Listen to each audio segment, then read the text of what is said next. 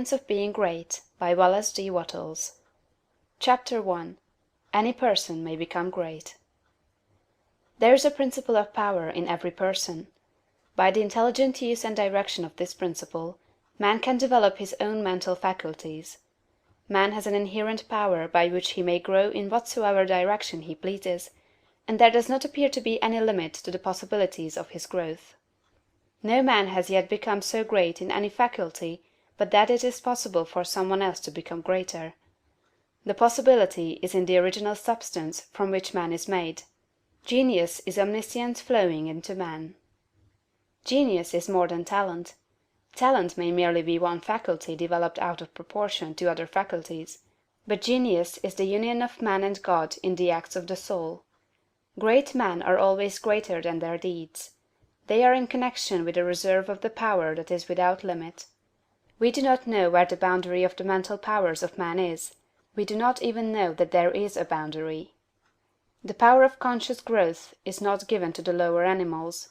It is man's alone, and may be developed and increased by him. The lower animals can, to a great extent, be trained and developed by man. But man can train and develop himself. He alone has this power, and he has it to an apparently unlimited extent. The purpose of life for man is growth, just as the purpose of life for trees and plants is growth. Trees and plants grow automatically and along fixed lines. Man can grow as he will. Trees and plants can only develop certain possibilities and characteristics. Man can develop any power, which is or has been shown by any person, anywhere. Nothing that is possible in spirit is impossible in flesh and blood. Nothing that man can think is impossible in action. Nothing that man can imagine is impossible of realization. Man is formed for growth, and he is under the necessity of growing. It is essential to his happiness that he should continuously advance. Life without progress becomes unendurable, and the person who ceases from growth must either become imbecile or insane. The greater and more harmonious and well-rounded his growth, the happier man will be. There is no possibility in any man that is not in every man, but if they proceed naturally, not two men will grow into the same thing or be alike. Every man comes into the world with a predisposition to grow along certain lines, and growth is easier for him along those lines than in any other way. This is a wise provision, for it gives endless variety. It is as if a gardener should throw all his bulbs into one basket. To the superficial observer they would look alike, but growth reveals the tremendous difference. So of men and women, they are like a basket of bulbs. One may be a rose, and add brightness and color to some dark corner of the world. One may be a lily, and teach a lesson of love and purity to every eye that sees. One may be a climbing vine, and hide the rugged outlines of some dark rock. One may be a great oak among whose boughs the birds shall nest and sing, and beneath whose shade the flocks shall rest at noon, but every one will be something worthwhile, something rare, something perfect. There are undreamed of possibilities in the common lives all around us in a large sense. There are no common people. In times of national stress and peril, the cracker-box loafer of the corner store and the village drunkard become heroes and statesmen through the quickening of principle of power within them. There is a genius in every man and woman, waiting to be brought forth. Every village has its great man or woman. Someone to whom all go for advice in time of trouble. Someone who is instinctively recognized as being great in wisdom and insight. To such a one, the minds of the whole community turn in times of local crisis. He is tacitly recognized as being great. He does small things in a great way. He could do great things as well, if he did but undertake them. So can any man. So can you. The principle of power gives us just what we ask of it. If we only undertake little things, it only gives us power for little things. But if we try to do great things in a great way, it gives us all the power there is. But beware of undertaking great things in a small way. Of that we shall speak farther on. There are two mental attitudes a man may take. One makes him like a football. It has resilience and reacts strongly when force is applied to it, but it originates nothing. It never acts of itself. There is no power within it. Men of this type are controlled by circumstances and environment; their destinies are decided by things external to themselves. The principle of power within them is never really active at all; they never speak or act from within. The other attitude makes man like a flowing spring. Power comes out from the centre of him. He has within him a well of water springing up into everlasting life; he radiates force. Highest felt by his environment. The principle of power in him is in constant action; he is self-active. He hath life in himself. No greater good can come to any man or woman than to become self-active. All the experiences of life are designed by Providence to force men and women into self-activity, to compel them to cease being creatures of circumstances and master their environment. In his lowest stage, man is the child of chance and circumstance and the slave of fear. His acts are all reactions resulting from the impingement upon him of forces in his environment. He acts only as he is acted upon; he originates nothing. But the lowest savage has within him a principle of power sufficient to master all that he fears; and if he learns this and becomes self-active, he becomes as one of the gods. The awakening of the principle of power in man is the real conversion, the passing from death to life. It is when the dead hear the voice of the Son of Man, and come forth and live. It is the resurrection and the life. When it is awakened, man becomes a son of the highest, and all power is given to him in heaven and on earth. Nothing was ever in any man that is not in you. No man ever made more spiritual or mental power than you can attain, or did greater things than you can accomplish. You can become what you want to be. End of chapter 1.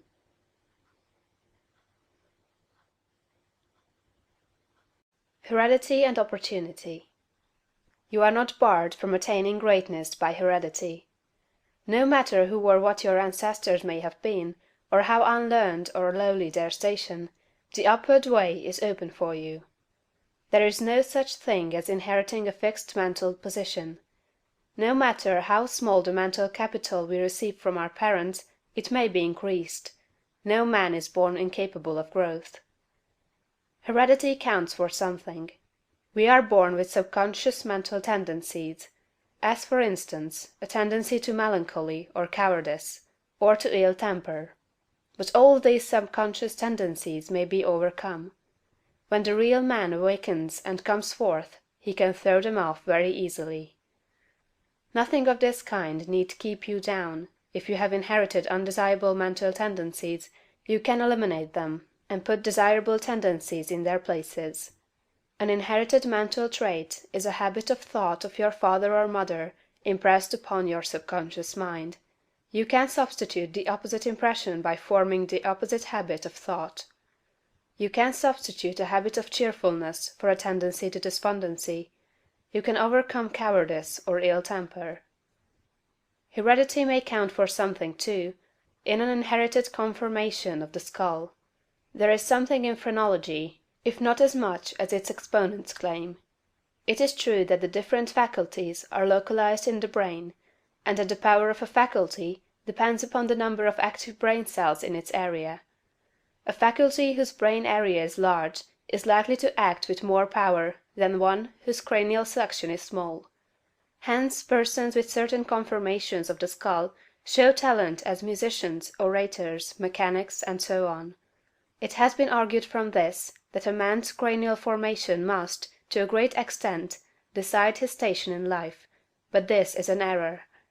It has been found that a small brain section, with many fine and active cells, gives as powerful expression to faculty as a larger brain with coarser cells; and it has been found that by turning the principle of power into any section of the brain, with the will and purpose to develop a particular talent, the brain cells may be multiplied indefinitely. Any faculty, power, or talent you possess, no matter how small or rudimentary, may be increased. You can multiply the brain cells in this particular area until it acts as powerfully as you wish. It is true that you can act most easily through those faculties that are now most largely developed. You can do, with the least effort, the things which come naturally; but it is also true that if you make the necessary effort you can develop any talent. You can do what you desire to do, and become what you want to be. When you fix upon some ideal, and proceed as hereinafter directed, all the power of your being is turned into the faculties required in the realization of that ideal. More blood and nerve force go to the corresponding sections of the brain, and the cells are quickened, increased, and multiplied in number. The proper use of the mind of man will build a brain capable of doing what the mind wants to do. The brain does not make the man makes the brain. Your place in life is not fixed by heredity. Nor are you condemned to the lower levels by circumstances or lack of opportunity. The principle of power in man is sufficient for all the requirements of his soul. No possible combination of circumstances can keep him down, if he makes his personal attitude right and determines to rise. The power which formed man and purposed him for growth also controls the circumstances of society, industry, and government. And this power is never divided against itself. The power which is in you is in the things around you, and when you begin to move forward, the things will arrange themselves for your advantage, as described in later chapters of this book. Man was formed for growth, and all things external were designed to promote his growth. No sooner does a man awaken his soul and enter on the advancing way, than he finds that not only is God for him, but nature, society, and his fellow men are for him also, and all things work together for his good if he obeys the law. Poverty is no bar to greatness, for poverty can always be removed. Martin Luther, as a child, sang in the streets for bread. Linnaeus, the naturalist, had only $40 with which to educate himself. He mended his own shoes, and often had to beg meals from his friends. Hugh Miller, apprenticed to a stonemason, began to study geology in a quarry. George Stephenson, inventor of the locomotive engine, and one of the greatest of civil engineers, was a coal miner, working in a mine, when he awakened and began to think. James Watt was a sickly child, and was not strong enough to be sent to school. Abraham Lincoln was a poor boy. In each of these cases, we see a principle of power in the man that lifts him above all opposition and adversity. There is a principle of power in you. If you use it and apply it in a certain way, you can overcome all heredity, and master all circumstances and conditions, and become a great and powerful personality. End of chapter 2.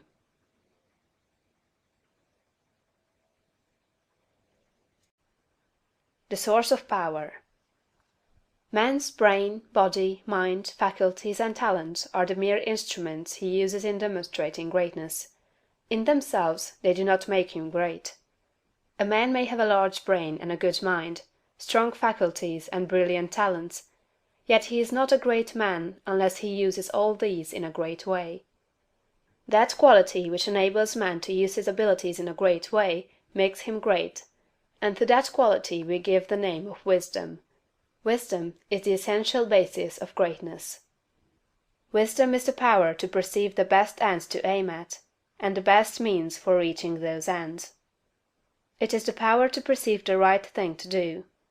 The man who is wise enough to know the right thing to do, who is good enough to wish to do only the right thing, and who is able and strong enough to do the right thing, is a truly great man. He will instantly become marked as a personality of power in any community, and man will delight to do him honor. Wisdom is dependent upon knowledge. Where there is complete ignorance, there can be no wisdom, no knowledge of the right thing to do. Man's knowledge is comparatively limited, and so his wisdom must be small, unless he can connect his mind with knowledge greater than his own, and draw from it, by inspiration, the wisdom that his own limitations deny him. This he can do. This is what the really great men and women have done. Man's knowledge is limited and uncertain. Therefore he cannot have wisdom in himself. Only God knows all truth. Therefore only God can have real wisdom, or the right thing to do at all times, and man can receive wisdom from God. I proceed to give an illustration. Abraham Lincoln had limited education. but he had the power to perceive truth. In Lincoln we see preeminently apparent the fact that real wisdom consists in knowing the right thing to do at all times and under all circumstances; in having the will to do the right thing, and in having talent and ability enough to be competent and able to do the right thing. Back in the days of the abolition agitation, and during the compromise period, when all other men were more or less confused as to what was right and as to what ought to be done, Lincoln was never uncertain. He saw through the superficial arguments of the pro-slavery men. He saw also the impracticability and fanaticism of the abolitionists. He saw the right ends to aim at, and he saw the best means to attain those ends. It was because men recognized that he perceived truth and knew the right thing to do that they made him president.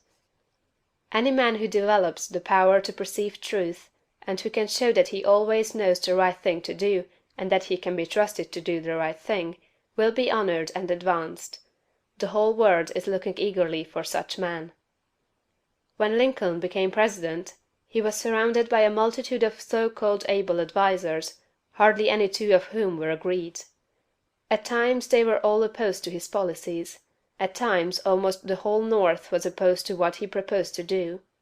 But he saw the truth when others were misled by appearances. His judgment was seldom or never wrong. He was at once the ablest statesman and the best soldier of the period. Where did he, a comparatively unlearned man, get this wisdom? It was not due to some peculiar formation of his skull, or to some fineness of texture of his brain. It was not due to some physical characteristics. It was not even a quality of mind due to superior reasoning power.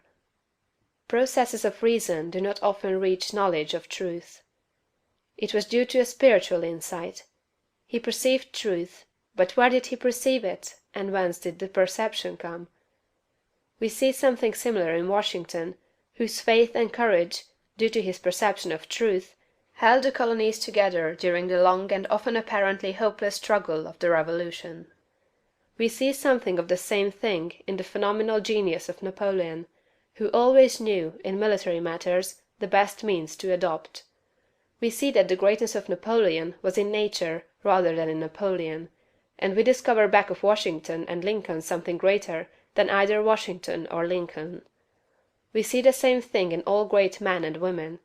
They perceive truth, but truth cannot be perceived until it exists, and there can be no truth until there is a mind to perceive it. Truth does not exist apart from mind.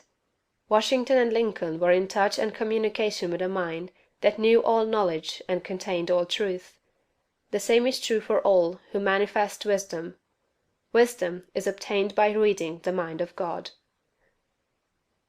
End of chapter 3.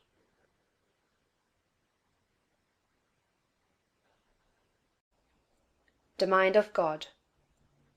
There is a cosmic intelligence that is in all things and through all things.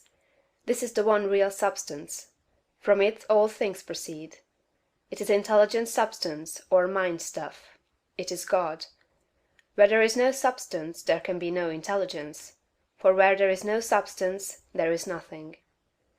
Where there is thought there must be a substance which thinks. Thought cannot be a function, for function is motion, and it is inconceivable that mere motion should think. Thought cannot be vibration, for vibration is motion, and that motion should be intelligent is not thinkable. Motion is nothing but the moving of substance. If there be intelligence shown, it must be in the substance and not in the motion. Thought cannot be the result of motions in the brain. If thought is in the brain, it must be in the brain's substance, and not in the motions which brain substance makes. But thought is not in the brain substance, for brain substance, without life, is quite unintelligent and dead. Thought is in the life principle that animates the brain, in the spirit substance, which is the real man. The brain does not think. The man thinks, and expresses his thought through the brain. There is a spirit substance that thinks. Just as the spirit substance of man permeates his body, and thinks and knows in the body, so the original spirit substance, God, permeates all nature and thinks and knows in nature. Nature is as intelligent as man, and knows more than man, Nature knows all things. The All Mind has been in touch with all things from the beginning, and it contains all knowledge. Man's experience covers a few things, and these things man knows. But God's experience covers all the things that have happened since the creation, from the wreck of a planet or the passing of a comet to the fall of a sparrow. All that is and all that has been are present in the intelligence that is wrapped about us and enfolds us and presses upon us from every side. All the encyclopedias men have written are but trivial affairs compared to the vast knowledge held by the mind in which men live, move, and have their being. The truth men perceive by inspiration are thoughts held in this mind. If they were not thoughts, man could not perceive them, for they would have no existence, and they could not exist as thoughts unless there is a mind for them to exist in, and the mind can be nothing else than a substance which thinks. Man is thinking substance, a portion of the cosmic substance. But man is limited, while the cosmic intelligence from which he sprang, which Jesus calls the Father, is unlimited. All intelligence, power, and force comes from the Father. Jesus recognized this, and stated it very plainly. Over and over again, he ascribed all his wisdom and power to his unity with the Father, and to his perceiving the thoughts of God. My Father and I are one. This was the foundation of his knowledge and power. He showed the people the necessity of becoming spiritually awakened, of hearing his voice and becoming like him. He compared the unthinking man who is the prey and sport of circumstances to the dead man in a tomb, and besought him to hear and come forth. God is spirit, he said. Be born again, become spiritually awake, and you may see his kingdom. Hear my voice, see what I am and what I do, and come forth and live. The words I speak are spirit and life. Accept them, and they will cause a well of water to spring up within you. Then you will have life within yourself. I do what I see the Father do, he said, meaning that he read the thoughts of God. The Father shows all things to the Son. If any man has the will to do the will of God, he shall know truth. My teaching is not my own, but his that sent me. You shall know the truth, and the truth shall make you free. The Spirit shall guide you into all truth. We are immersed in mind, and that mind contains all knowledge and all truth. It is seeking to give us this knowledge, for our Father delights to give good gifts to his children. The prophets and seers and great men and women, past and present, were made great by what they received from God, not by what they were taught by man. This limitless reservoir of wisdom and power is open to you. You can draw upon it as you will, according to your needs. You can make yourself what you desire to be. You can do what you wish to do. You can have what you want. To accomplish this, you must learn to become one with the Father, so that you may perceive truth. So that you may have wisdom, and know the right ends to seek and the right means to use to attain those ends, and so that you may secure power and ability to use the means. In closing this chapter, resolve that you will now lay aside all else, and concentrate upon the attainment of conscious unity with God. Oh, when I am safe in my sylvan home, I tread on the pride of Greece and Rome, and when I am stretched beneath the pines, where the evening star so wholly shines, I laugh at the lore and pride of man, at the sophist schools and the learned clan, for what are they in all their high conceit, when man in the bush with God may meet? End of chapter 4.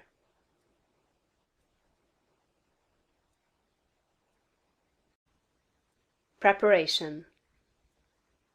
Draw nigh to God, and he will draw nigh to you. If you become like God, you can read his thoughts, and if you do not, you will find the inspirational perception of truth impossible. You can never become a great man or woman until you have overcome anxiety, worry, and fear. It is impossible for an anxious man, a worried one, or a fearful one to perceive truth. All things are distorted and thrown out of their proper relations by such mental states, and those who are in them cannot read the thoughts of God. If you are poor, or if you are anxious about business or financial matters, you are recommended to study carefully the first volume of this series, The Science of Getting Rich. That will present to you a solution for your problems of this nature, no matter how large or how complicated they may seem to be. There is not the least cause for worry about financial affairs. Every person who wills to do so may rise above want, have all he needs, and become rich.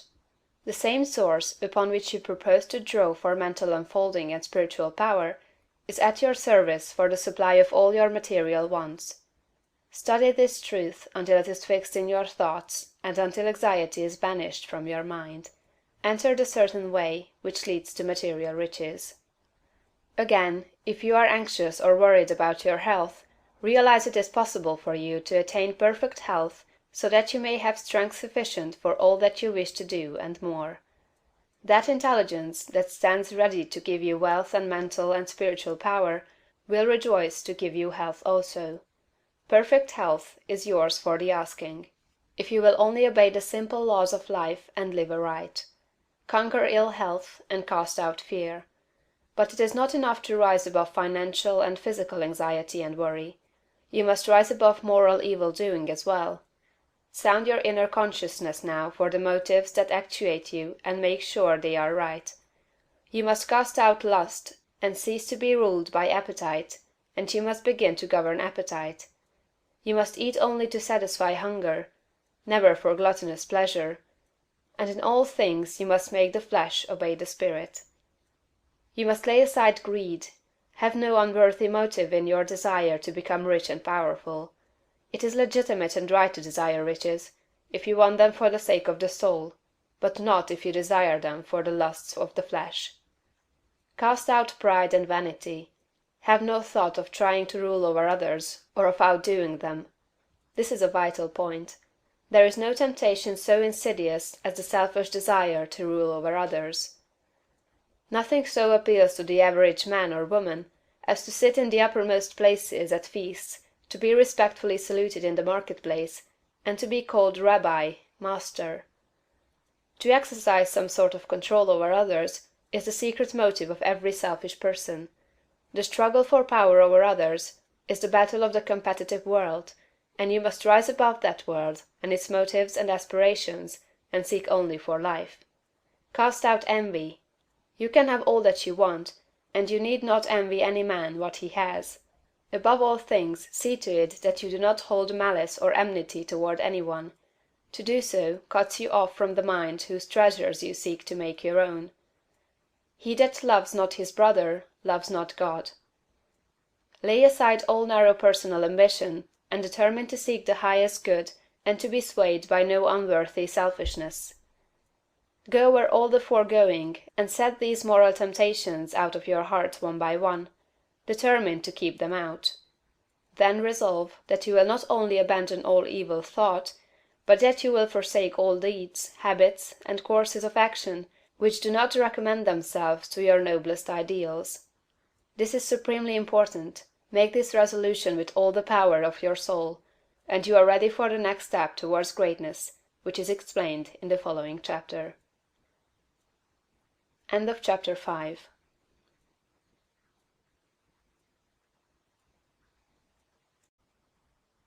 The social point of view.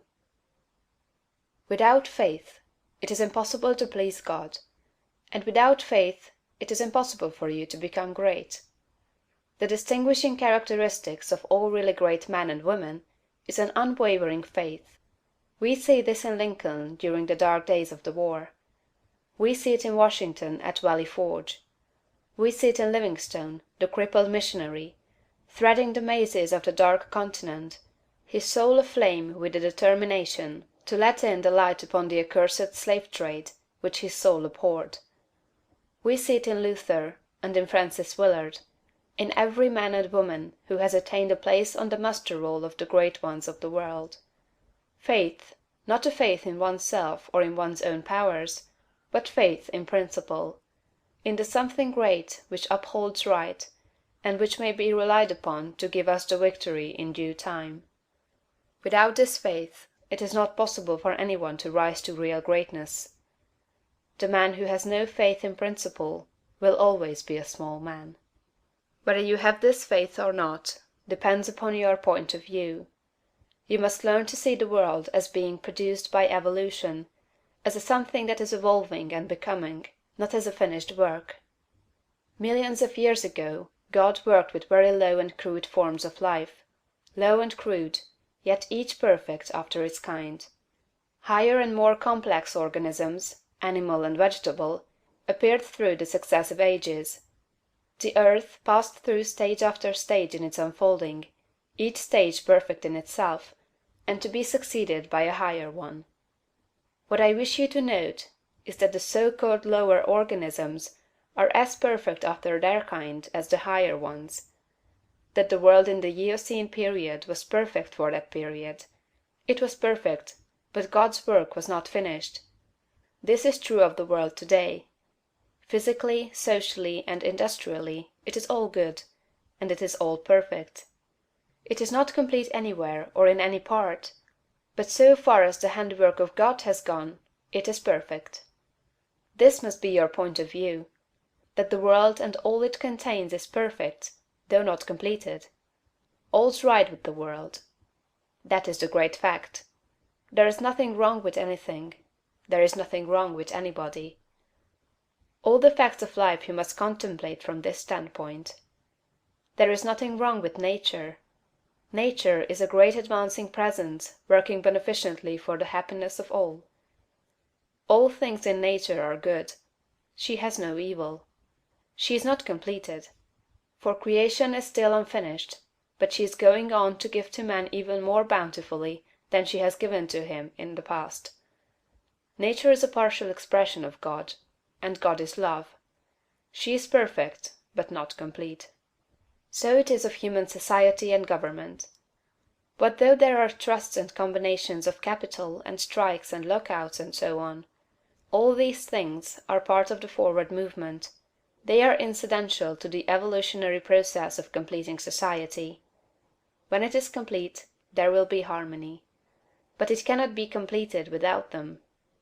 J.P. Morgan is as necessary to the coming social order as the strange animals of the age of reptiles were to the life of the succeeding period; and just as these animals were perfect after their kind, so Morgan is perfect after his kind.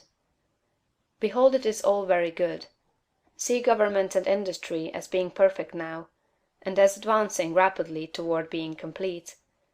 Then you will understand that there is nothing to fear, no cause for anxiety, nothing to worry about. Never complain of any of these things. They are perfect. This is the very best possible word for the stage of development man has reached. This will sound like rank folly to many, perhaps to most people. What, they will say, are not child labor and the exploitation of men and women in filthy and unsanitary factories evil things? Aren't saloons evil? Do you mean to say that we shall accept all these and call them good? Child labor and similar things are no more evil than the way of living and the habits and practices of the cave dweller were evil. His ways were those of the savage stage of man's growth, and for that stage they were perfect. Our industrial practices are those of the savage stage of industrial development, and they are also perfect. Nothing better is possible until we cease to be mental savages in industry and business, and become men and women. This can only come about by the rise of the whole race to a higher viewpoint. And this can only come about by the rise of such individuals here and there as are ready for the higher viewpoint. The cure for all this inharmoniousness lies not with the masters or employers, but with the workers themselves. Whenever they reach a higher viewpoint, whenever they shall desire to do so, they can establish complete brotherhood and harmony in industry. They have the numbers and the power. They are getting now what they desire. Whenever they desire more in the way of a higher, purer, more harmonious life, they will receive more. True, they want more now, but they only want more of the things that make for animal enjoyment, and so industry remains in the savage, brutal, animal stage. When the workers begin to rise to the mental plane of living, and ask for more of the things that make for the life of the mind and soul, industry will at once be raised above the plane of savagery and brutality. But it is perfect now upon its plane. Behold! In fact, it is all very good. So it is true of saloons and dens of vice. If the majority of the people desire these things, it is right and necessary that they should have them. When the majority desires a world without such discords, they will create such a world. So long as men and women are on the plane of bestial thought, so long the social order will be in part disorder, and will show bestial manifestations. The people make society what it is, and as the people rise above the bestial thought, society will rise above the beastly in its manifestations. But a society which thinks in a bestial way must have saloons and dives. It is perfect after its kind, as the world was in the Eocene period, and very good. All this does not prevent you from working for better things. You can work to complete an unfinished society, instead of to renovate a decaying one. And you can work with a better heart and a more hopeful spirit. It will make an immense difference with your faith and spirit whether you look upon civilization as a good thing that is becoming better, or as a bad and evil thing that is decaying. One viewpoint gives you an advancing and expanding mind, and the other gives you a descending and decreasing mind. One viewpoint will make you grow greater, and the other will inevitably cause you to grow smaller. One will enable you to work for the eternal things, to do large works in a great way toward the completing of all that is incomplete and inharmonious; and the other will make you a mere patchwork reformer, working almost without hope to save a few lost souls from what you will grow to consider a lost and doomed world. So you see it makes a vast difference to you, this matter of the social viewpoint. All's right with the world, nothing can possibly be wrong but my personal attitude, and I will make that right. I will see the facts of nature and all the events, circumstances, and conditions of society, politics, government, and industry from the highest viewpoint. It is all perfect, though incomplete. It is all the handiwork of God. Behold, it is all very good. End of chapter 6.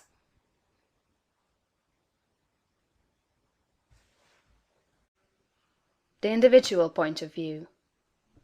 Important as the matter of your point of view for the facts of social life is, it is of less moment than your viewpoint for your fellow men, for your acquaintances, friends, relatives, your immediate family, and most of all, yourself.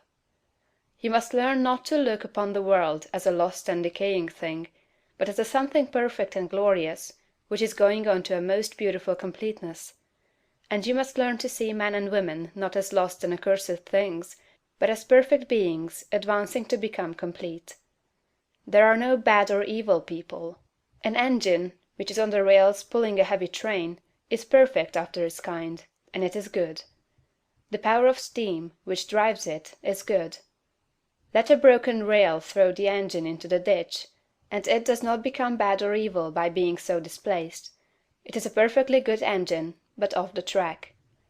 The power of steam that drives it into the ditch and wrecks it is not evil, but a perfectly good power. So that which is misplaced, or applied in an incomplete or partial way, is not evil. There are no evil people. There are perfectly good people who are off the track, but they do not need condemnation or punishment, they only need to get upon the rails again. That which is undeveloped or incomplete often appears to us as evil, because of the way we have trained ourselves to think. The root of a bulb that shall produce a white lily is an unsightly thing. One might look upon it with disgust. But how foolish we should be to condemn the bulb for its appearance when we know the lily is within it. The root is perfect after its kind. It is a perfect but incomplete lily. And so we must learn to look upon every man and woman, no matter how unlovely in outward manifestation. They are perfect in their stage of being, and they are becoming complete. Behold, it is all very good. Once we come into a comprehension of this fact, and arrive at this point of view, we lose all desire to find fault with people, to judge them, criticize them, or condemn them. We no longer work as those who are saving lost souls, but as those who are among the angels, working out the completion of a glorious heaven. We are born of the Spirit, and we see the kingdom of God. We no longer see men as trees walking, but our vision is complete. We have nothing but good words to say. It is all good, a great and glorious humanity coming to completeness. And in our association with men this puts us into an expansive and enlarging attitude of mind. We see them as great beings, and we begin to deal with them and their affairs in a great way. But if we fall to the other point of view, and see a lost and degenerate race, we shrink into the contracting mind, and our dealings with men and their affairs will be in a small and contracted way. Remember to hold steadily to this point of view. If you do, you cannot fail to begin at once to deal with your acquaintances and neighbors and with your own family as a great personality deals with men. This same viewpoint must be the one from which you regard yourself. You must always see yourself as a great advancing soul. Learn to say, "There is that in me of which I am made, which knows no imperfection, weakness, or sickness. The world is incomplete, but God in my own consciousness is both perfect and complete. Nothing can be wrong but my own personal attitude, and my own personal attitude can be wrong only when I disobey that which is within. I am a perfect manifestation of God, so far as I have gone, and I will press on to be complete. I will trust and not be afraid." When you are able to say this understandingly, you will have lost all fear, and you will be far advanced upon the road to the development of a great and powerful personality. End of Chapter 7.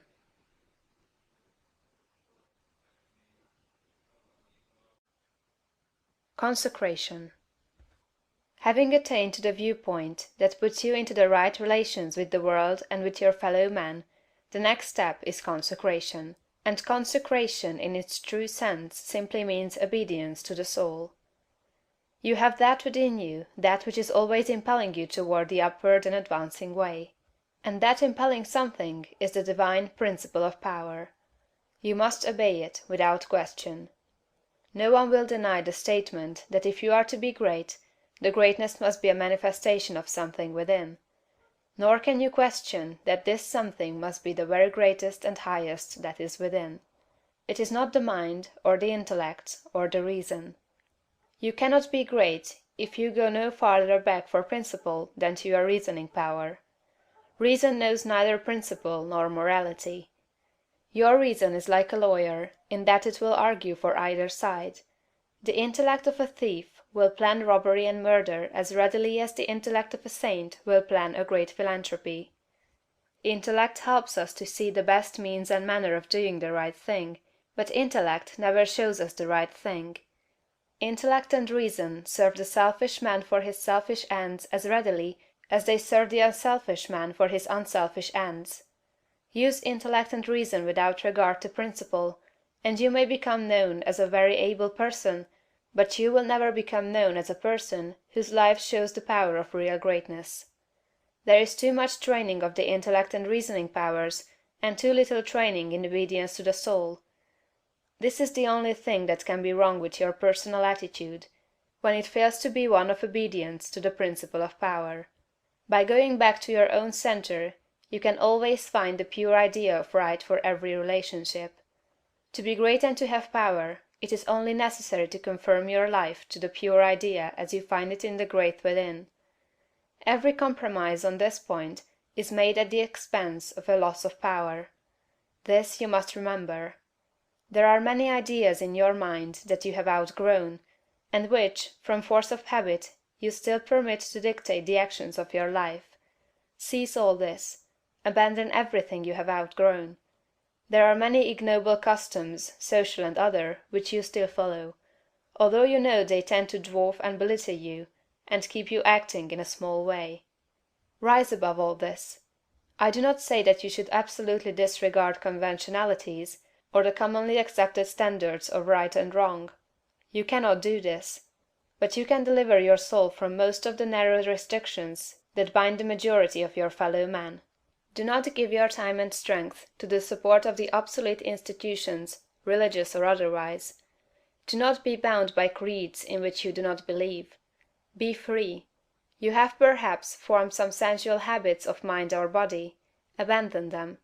You still indulge in distrustful fears that things will go wrong, or that people will betray you, or mistreat you. Get above all of them. You still act selfishly in many ways and on many occasions. Cease to do so.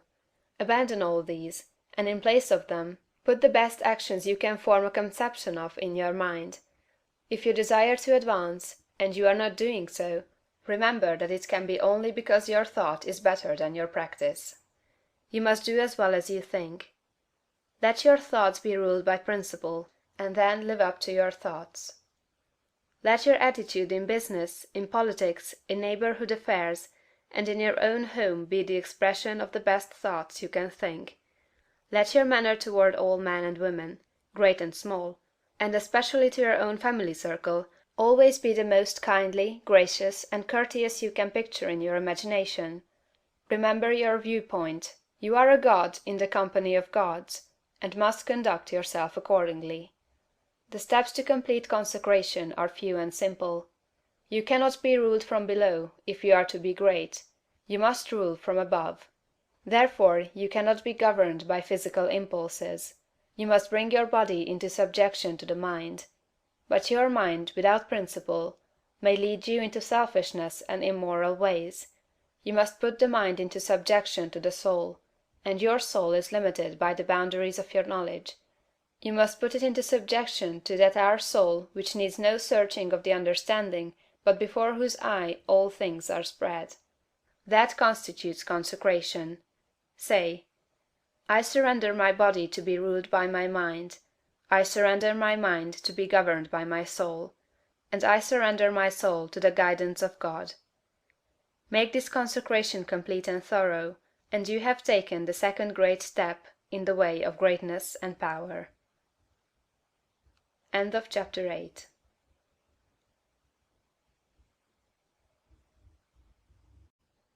Identification.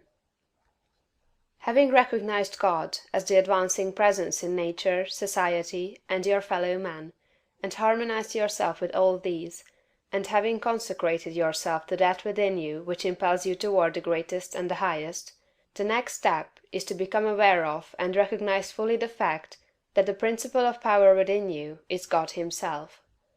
You must consciously identify yourself with the highest. This is not some false or untrue position to be assumed. It is a fact to be recognized. You are already one with God. You want to become consciously aware of it. There is one substance, the source of all things, and this substance has within itself the power that creates all things. All power is inherent in it. This substance is conscious and thinks. It works with perfect understanding and intelligence. You know that it is so, because you know that substance exists, and that consciousness exists, and that it must be substance that is conscious. Man is conscious and thinks. Man is substance, he must be substance, else he is nothing and does not exist at all. If man is substance and thinks, and is conscious, then he is conscious substance. It is not conceivable that there should be more than one conscious substance. So man is the original substance, the source of all life and power, embodied in a physical form. Man cannot be something different from God. Intelligence is one and the same everywhere, and must be everywhere an attribute of the same substance. There cannot be one kind of intelligence in God and another kind of intelligence in man. Intelligence can only be in intelligent substance, and intelligent substance is God. Man is of one and the same stock with God, and so all the talents, powers, and possibilities that are in God are in man, not just in a few exceptional men, but in every one. All power is given to man, in heaven and on earth. Is it not written, Ye are gods? The principle of power in man is man himself, and man himself is God. But while man is original substance, and has within him all power and possibilities, his consciousness is limited. He does not know all there is to know, and so he is liable to error and mistake. To save himself from these, he must unite his mind to that outside him which does know all. He must become consciously one with God. There is a mind surrounding him on every side, closer than breathing, nearer than hands and feet, and in this mind is the memory of all that has ever happened, from the greatest convulsions of nature in prehistoric days to the fall of a sparrow in this present time. and all that is in existence now as well. Held in this mind is the great purpose that is behind all nature, so it knows what is going to be. Man is surrounded by a mind that knows all there is to know, past, present, and to come. Everything that men have said or done or written is present there. Man is of the same one identical stuff with this mind, he proceeded from it, and he can so identify himself with it that he may know what it knows. My Father is greater than I, said Jesus. I come from him. I and my Father are one. He shows the Son all things. The Spirit shall guide you into all truth. Your identification of yourself with the infinite must be accomplished by conscious recognition on your part. Recognizing it as a fact, that there is only God, and that all intelligence is in the one substance, you must affirm somewhat after this wise. There is only one, and that one is everywhere. I surrender myself to conscious unity with the highest. Not I, but the Father. I will to be one with the Supreme, and to lead the divine life. I am one with infinite consciousness. There is but one mind, and I am that mind. I that speak unto you am He. If you have been thorough in the work as outlined in the preceding chapters, if you have attained to the true viewpoint, and if your consecration is complete, you will not find conscious identification hard to attain, and once it is attained, the power you seek is yours, for you have made yourself one with all the power there is. End of chapter 9.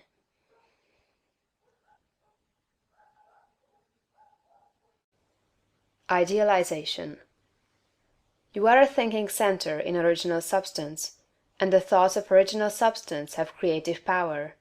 Whatever is formed in its thought, and held as a thought form, must come into existence as a visible and so-called material form, and a thought form held in thinking substance is a reality. It is a real thing, whether it has yet become visible to mortal eye or not. This is a fact that you should impress upon your understanding, that a thought held in thinking substance is a real thing, a form, and has actual existence, although it is not visible to you. You internally take the form in which you think of yourself, and you surround yourself with the invisible forms of those things with which you associate in your thoughts. If you desire a thing, picture it clearly and hold the picture steadily in mind until it becomes a definite thought form. And if your practices are not such as to separate you from God, the thing you want will come to you in material form. It must do so in obedience to the law by which the universe was created. Make no thought form of yourself in connection with disease or sickness, but form a conception of health. Make a thought form of yourself as strong and hearty and perfectly well. Impress this thought form on creative intelligence, and if your practices are not in violation of the laws by which the physical body is built, your thought form will become manifest in your flesh. This also is certain, it comes by obedience to law. Make a thought form of yourself, as you desire to be, and set your ideal as near to perfection as your imagination is capable of forming the conception. Let me illustrate. If a young law student wishes to become great, let him picture himself, while attending to the viewpoint, consecration, and identification as previously directed, as a great lawyer, pleading his case with matchless eloquence and power before the judge and jury, as having an unlimited command of truth, of knowledge, and of wisdom. Let him picture himself as the great lawyer in every possible situation and contingency. While he is still only the student, in all circumstances let him never forget or fail to be the great lawyer in his thought form of himself. As the thought form grows more definite and habitual in his mind, the creative energies, both within and without, are set at work. He begins to manifest the form from within, and all the essentials without, which go into the picture, begin to be impelled toward him. He makes himself into the image, and God works with him.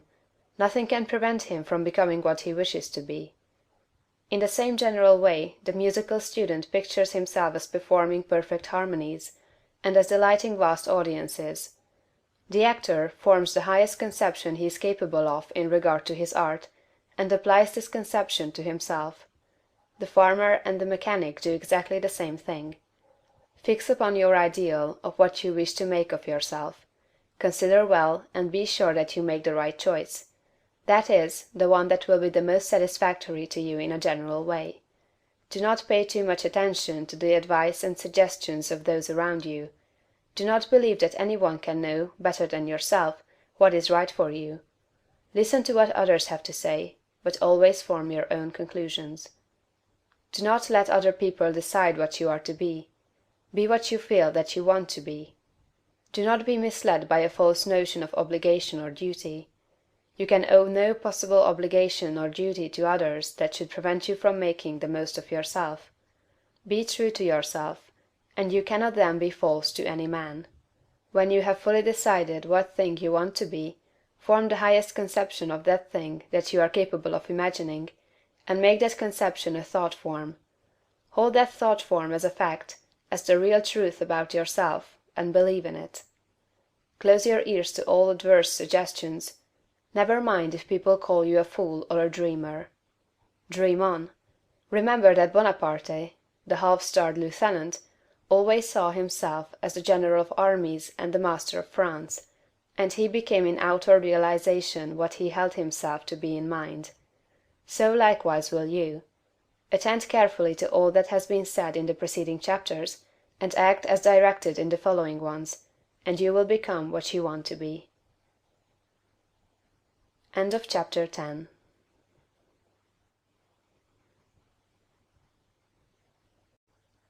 Realization. If you were to stop with the close of the last chapter, however, you would never become great. You would be indeed a mere dreamer of dreams, a castle builder. Too many do stop there. They do not understand the necessity for present action in realizing the vision and bringing the thought form into manifestation. Two things are necessary: firstly, the making of the thought form, and secondly, the actual appropriation to yourself of all that goes into and around the thought form. We have discussed the first, now we will proceed to give directions for the second. When you have made your thought form, you are already, in your interior, what you want to be. Next, you must become externally what you want to be. You are already great within, but you are not yet doing the great things without. You cannot begin, on the instant, to do the great things. You cannot be before the world the great actor or lawyer or musician or personality you know yourself to be. No one will entrust great things to you as yet, for you have not made yourself known. But you can always begin to do small things in a great way. Here lies the whole secret. You can begin to be great today in your own home, in your store or office, on the street, everywhere. You can begin to make yourself known as great, and you can do this by doing everything you do in a great way. You must put the whole power of your great soul into every act, however small or commonplace, and so reveal to your family, your friends and neighbors what you really are. Do not brag or boast of yourself. Do not go about telling people what a great personage you are. Simply live in a great way. No one will believe you if you tell him you are a great man, but no one can doubt your greatness if you show it in your actions. In your domestic circle, be so just, so generous, so courteous and kindly, that your family, your wife, husband, children, brothers and sisters, shall know that you are a great and noble soul. In all your relations with men be great, just, generous, courteous and kindly. The great are never otherwise. This is your attitude. Next, and most important, you must have absolute faith in your own perceptions of truth. Never act in haste or hurry. Be deliberate in everything. Wait until you feel that you know the true way. And when you do feel that you know the true way, be guided by your own faith, though the entire world shall disagree with you. If you do not believe what God tells you in little things, you will never draw upon his wisdom and knowledge in larger things. When you feel deeply that a certain act is the right act, do it and have perfect faith that the consequences will be good. When you are deeply impressed that a certain thing is true, no matter what the appearances to the contrary may be, accept that thing as true and act accordingly. The one way to develop a perception of truth in large things is to trust absolutely to your present perception of truth in small things. Remember that you are seeking to develop this very power or faculty, the perception of truth. You are learning to read the thoughts of God. Nothing is great and nothing is small in the sight of Omnipotence. He holds the sun in its place, but he also notes a sparrow's fall, and numbers the hairs of your head. God is as much interested in the little matters of everyday life as he is in the affairs of nations. You can perceive truth about family and neighborhood affairs, as well as about matters of statecraft. And the way to begin is to have perfect faith in the truth in these small matters, as it is revealed to you from day to day.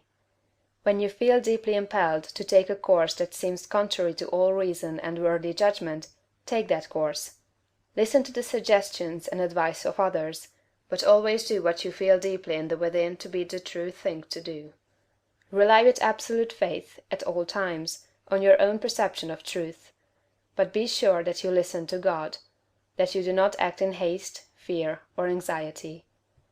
Rely upon your perception of truth in all the facts and circumstances of life. If you feel deeply that a certain man will be in a certain place on a certain day, go there with perfect faith to meet him. He will be there, no matter how unlikely it may seem. If you feel sure that certain people are making certain combinations, or doing certain things, act in the faith that they are doing those things. If you feel sure of the truth of any circumstance or happening, near or distant, past, present, or to come, trust in your perception. You may make occasional mistakes at first, because of your imperfect understanding of the within, but you will soon be guided almost invariably right. Soon your family and friends will begin to defer more and more to your judgment, and to be guided by you. Soon your neighbors and townsmen will be coming to you for counsel and advice. Soon you will be recognized as one who is great in small things, and you will be called upon more and more to take charge of larger things. All that is necessary is to be guided absolutely, in all things, by your inner light, your perception of truth. Obey your soul, have perfect faith in yourself. Never think of yourself with doubt or distrust, or as one who makes mistakes.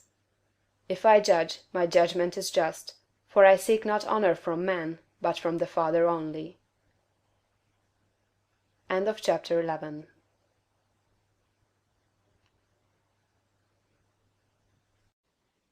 Hurry and Habit. No doubt you have many problems, domestic, social, physical, and financial, which seem to you to be pressing for instant solution. You have debts that must be paid, or other obligations that must be met. You are unhappily or inharmoniously placed, and feel that something must be done at once. Do not get into a hurry and act from superficial impulses. You can trust God for the solution of all your personal riddles. There is no hurry. There is only God, and all is well with the world. There is an invincible power in you, and the same power is in the things you want. It is bringing them to you, and bringing you to them. This is a thought that you must grasp, and hold continuously that the same intelligence that is in you is in the things you desire. They are impelled toward you as strongly and decidedly as your desire impels you toward them. The tendency, therefore, of a steadily held thought must be to bring the things you desire to you, and to group them around you. So long as you hold your thought and your faith right, all must go well.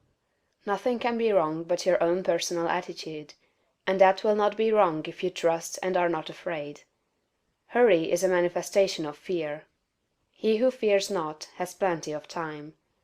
If you act with perfect faith in your own perceptions of truth, you will never be too late or too early, and nothing will go wrong. If things appear to be going wrong, do not get disturbed in mind, it is only an appearance. Nothing can go wrong in this world but yourself, and you can go wrong only by getting into the wrong mental attitude. Whenever you find yourself getting excited, worried, or into the mental attitude of hurry, sit down and think it over, play a game of some kind, or take a vacation. Go on a trip, and all will be right when you return. So surely as you find yourself in the mental attitude of haste, just so surely may you know that you are out of the mental attitude of greatness. Hurry and fear will instantly cut your connection with the universal mind. You will get no power, no wisdom, and no information until you are calm.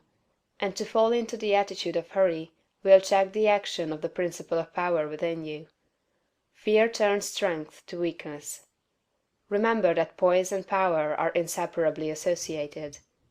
The calm and balanced mind is the strong and great mind, the hurried and the agitated mind is the weak one. Whenever you fall into the mental state of hurry, you may know that you have lost the right viewpoint. You are beginning to look upon the world, or some part of it, as going wrong. At such times read chapter 6 of this book. Consider the fact that this work is perfect, now, with all that it contains. Nothing is going wrong, nothing can be wrong. Be poised, be calm, be cheerful. Have faith in God. Next, as to habit, it is probable that your greatest difficulty will be to overcome your old habitual ways of thought and to form new habits. The world is ruled by habit. Kings, tyrants, masters, and plutocrats hold their positions solely because the people have come to habitually accept them. Things are as they are only because people have formed the habit of accepting them as they are. When the people change their habitual thought about governmental, social, and industrial institutions, they will change the institutions. Habit rules us all. You have formed, perhaps, the habit of thinking of yourself as a common person, as one of a limited ability, or as being more or less of a failure. Whatever you habitually think yourself to be, that you are. You must form now a greater and better habit. You must form a conception of yourself as a being of limitless power, and habitually think that you are that being. It is the habitual, not the periodical thought that decides your destiny. It will avail you nothing to sit apart for a few moments several times a day to affirm that you are great, if during all the balance of the day, while you are about your regular vocation, you think of yourself as not great. No amount of praying or affirmation will make you great, if you still habitually regard yourself as being small. The use of prayer and affirmation is to change your habit of thought. Any act, mental or physical, often repeated becomes a habit. The purpose of mental exercises is to repeat certain thoughts over and over until the thinking of those thoughts becomes constant and habitual. The thoughts we continually repeat become convictions. What you must do is to repeat the new thought of yourself until it is the only way in which you think of yourself.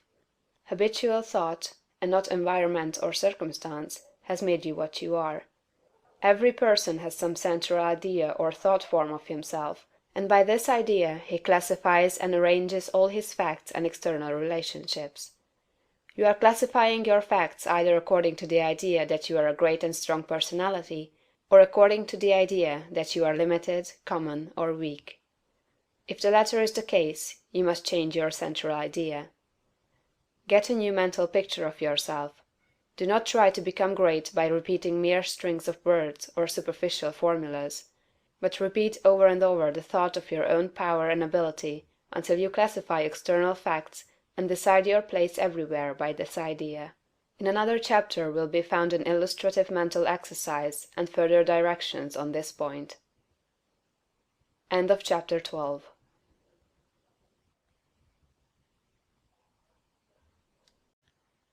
Thought. Greatness is only attained by the constant thinking of great thoughts. No man can become great in outward personality until he is great internally, and no man can be great internally until he thinks. No amount of education, reading, or study can make you great without thought, but thought can make you great with every little study. There are altogether too many people who are trying to make something of themselves by reading books without thinking. All such will fail. You are not mentally developed by what you read, but by what you think about what you read. Thinking is the hardest and most exhausting of all labor, and hence many people shrink from it. God has so formed us that we are continuously impelled to thought. We must either think or engage in some activity to escape thought. The headlong, continuous chase for pleasure in which most people spend all their leisure time is only an effort to escape thought. If they are alone, or if they have nothing amusing to take their attention, as a novel to read or a show to see, they must think, and to escape from thinking they resort to novels, shows, and all the endless devices of the purveyors of amusement. Most people spend the greater part of their leisure time running away from thought, hence they are what they are. We never move forward until we begin to think. Read less and think more. Read about great things and think about great questions and issues. We have at the present time few really great figures in the political life of our country. Our politicians are a petty lot. There is no Lincoln, no Webster, no Clay, no Calhoun, no Jackson. Why? Because our present statesmen deal only with sordid and petty issues, questions of dollars and cents, of expediency and party success, of material prosperity without regard to ethical right. Thinking along these lines does not call forth great souls. The statesmen of Lincoln's time and previous times dealt with questions of eternal truth, of human rights and justice. Men thought upon great themes, they thought great thoughts, and they became great men. Thinking, not mere knowledge or information, makes personality. Thinking is growth. You cannot think without growing. Every thought engenders another thought. Write one idea, and others will follow until you have written a page. You cannot fathom your own mind. It has neither bottom nor boundaries. Your first thoughts may be crude, but as you go on thinking you will use more and more of yourself. You will quicken new brain cells into activity, and you will develop new faculties. Heredity, environment, circumstances, all things must give way before you if you practice sustained and continuous thought. But, on the other hand, if you neglect to think for yourself, and only use other people's thought, you will never know what you are capable of, and you will end by being incapable of anything. There can be no real greatness without original thought. All that a man does outwardly is the expression and completion of his inward thinking. No action is possible without thought, and no great action is possible until a great thought has preceded it. Action is the second form of thought, and personality is the materialization of thought. Environment is the result of thought.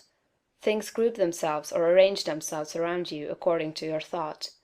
There is, as Emerson says, some central idea or conception of yourself by which all the facts of your life are arranged and classified. Change this central idea, and you change the arrangement or classification of all the facts and circumstances of your life. You are what you are because you think as you do. You are where you are because you think as you do. You see then the immense importance of thinking about the great essentials set forth in the preceding chapters. You must not accept them in any superficial way. You must think about them until they are a part of your central idea. Go back to the matter of the point of view, and consider, in all its bearings, the tremendous thought that you live in a perfect world among perfect people, and that nothing can possibly be wrong with you but your own personal attitude. Think about all this until you fully realize all that it means to you. Consider that this is God's world, and that it is the best of all possible worlds, that He has brought it thus far toward completion by the processes of organic, social, and industrial evolution, and that it is going on to greater completeness and harmony. Consider that there is one great, perfect, intelligent principle of life and power, causing all the changing phenomena of the cosmos. Think about all this until you see that it is true, and until you comprehend how you should live and act as a citizen of such a perfect whole. Next, think of the wonderful truth that this great intelligence is in you. It is your own intelligence. It is an inner light impelling you toward the right thing and the best thing, the greatest act and the highest happiness. It is a principle of power in you, giving you all the ability and genius there is. It will infallibly guide you to the best, if you will submit to it and walk in the light. Consider what is meant by your consecration of yourself when you say, "I will obey my soul." This is a sentence of tremendous meaning. It must revolutionize the attitude and behavior of the average person. Then think of your identification with this great Supreme, that all its knowledge is yours, and all its wisdom is yours for the asking. You are a god if you think like a god. If you think like a god, you cannot fail to act like a god. Divine thoughts will surely externalize themselves in a divine life. Thoughts of power will end in a life of power. Great thoughts will manifest in a great personality. Think well of all this, and then you are ready to act. End of chapter 13.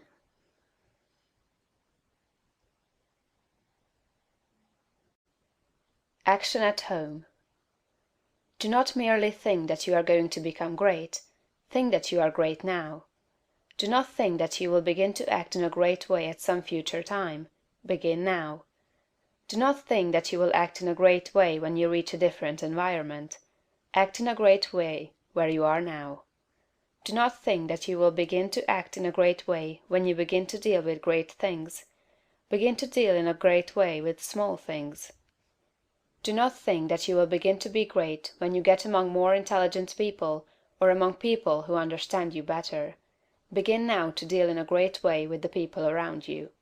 If you are not in an environment where there is scope for your best powers and talents, you can move in due time, but meanwhile you can be great where you are. Lincoln was as great when he was a backwoods lawyer as when he was president. As a backwoods lawyer he did common things in a great way, and that made him president. Had he waited until he reached Washington to begin to be great, he would have remained unknown. You are not made great by the location in which you happen to be, nor by the things with which you may surround yourself. You are not made great by what you receive from others, and you can never manifest greatness so long as you depend on others. You will manifest greatness only when you begin to stand alone. Dismiss all thought of reliance on externals, whether things, books, or people. As Emerson said, Shakespeare will never be made by the study of Shakespeare. Shakespeare will be made by the thinking of Shakespearean thoughts. Never mind how the people around you, including those of your own household, may treat you. That has nothing at all to do with your being great. That is, it cannot hinder you from being great. People may neglect you, and be unthankful and unkind in their attitude toward you. Does that prevent you from being great in your manner and attitude toward them? Your Father, said Jesus, is kind to the unthankful and the evil. Would God be great if he should go away and sulk because people were unthankful and did not appreciate him? Treat the unthankful and the evil in a great and perfectly kind way, just as God does. Do not talk about your greatness. You are really, in essential nature, no greater than those around you. You may have entered upon a way of living and thinking which they have not yet found, but they are perfect on their own plane of thought and action. You are entitled to no special honor or consideration for your greatness. You are a god, but you are among gods. You will fall into the boastful attitude if you see other people's shortcomings and failures and compare them with your own virtues and successes, and if you fall into the boastful attitude of mind, you will cease to be great and become small. Think of yourself as a perfect being among perfect beings, and meet every person as an equal, not as either superior or an inferior. Give yourself no airs. Great people never do. Ask no honors and seek no recognition. Honors and recognition will come fast enough if you are entitled to them. Begin at home. It is a great person who can always be poised, assured, calm, and perfectly kind and considerate at home. If your manner and attitude in your own family are always the best you can think of, you will soon become the one on whom all the others will rely. You will be a tower of strength, and a support in time of trouble. You will be loved and appreciated. At the same time, do not make the mistake of throwing yourself away in the service of others.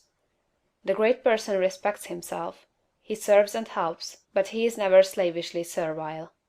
You cannot help your family by being a slave to them, or by doing for them those things that by right they should do for themselves. You do a person an injury when you wait on him too much. The selfish and exacting are a great deal better off if their exactions are denied. The ideal world is not one where there are a lot of people being waited on by other people. It is a world where everybody waits on himself. Meet all demands, selfish and otherwise, with perfect kindness and consideration. But do not allow yourself to be made a slave to the whims, caprices, exactions, or slavish desires of any member of your family. To do so is not great, and it works an injury to the other party. Do not become uneasy over the failures or mistakes of any member of your family, and feel that you must interfere. Do not be disturbed if others seem to be going wrong, and feel that you must step in and set them right. Remember that every person is perfect on his own plane. You cannot improve on the work of God. Do not meddle with the personal habits and practices of others, though they are your nearest and dearest. These things are none of your business. Nothing can be wrong but your own personal attitude. Make that right, and you will know that all else is right. You are a truly great soul when you can live with those who do things that you do not do, and yet refrain from either criticism or interference. Do the things that are right for you to do, and believe that every member of your family is doing the things that are right for him. Nothing is wrong with anybody or anything. Behold, it is all very good. Do not be enslaved by anyone else, but be just as careful that you do not enslave anyone else to your own notions of what is right. Think, and think deeply and continuously. Be perfect in your kindness and consideration. Let your attitude be that of a god among gods, and not that of a god among inferior beings. This is the way to be great in your own home. End of chapter 14.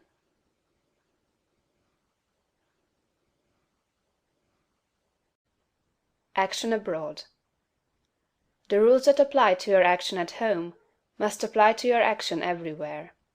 Never forget for an instant that this is a perfect world and that you are a god among gods. You are as great as the greatest, but all are your equals. Rely absolutely on your perception of truth. Trust to the inner light rather than to reason, but be sure that your perception comes from the inner light. Act in poise and calmness. Be still and attend on God. Your identification of yourself with the All-Mind will give you all the knowledge you need for guidance in any contingency that may arise in your own life or in the lives of the others. It is only necessary that you should be supremely calm, and rely upon the eternal wisdom that is within you. If you act in poise and faith, your judgment will always be right, and you will always know exactly what to do. Do not hurry or worry. Remember Lincoln in the dark days of the war. James Freeman Clarke relates that after the Battle of Fredericksburg, Lincoln alone furnished a supply of faith and hope for the nation. Hundreds of leading men, from all parts of the country, went sadly into his room and came out cheerful and hopeful. They had stood face to face with the Highest, and had seen God in this lank, ungainly, patient man, although they knew it not. Have perfect faith in yourself and in your own ability to cope with any combination of circumstances that may arise. Do not be disturbed if you are alone. If you need friends, they will be brought to you at the right time. Do not be disturbed if you feel that you are ignorant. The information that you need will be furnished you when it is time for you to have it. That which is in you impelling you forward is in the things and people you need, impelling them toward you. If there is a particular man you need to know, he will be introduced to you. If there is a particular book you need to read, it will be placed in your hands at the right time. All the knowledge you need is coming to you from both external and internal sources. Your information and your talents will always be equal to the requirements of the occasion. Remember that Jesus told his disciples not to worry as to what they should say when brought before the judges. He knew that the power in them would be sufficient for the needs of the hour. As soon as you awaken and begin to use your faculties in a great way, you will apply power to the development of your brain. New cells will be created, and dormant cells quickened into activity, and your brain will be qualified as a perfect instrument for your mind. Do not try to do great things until you are ready to go about them in a great way. If you undertake to deal with great matters in a small way, that is, from a low viewpoint, or with incomplete consecration and wavering faith and courage, you will fail. Do not be in a hurry to get to the great things.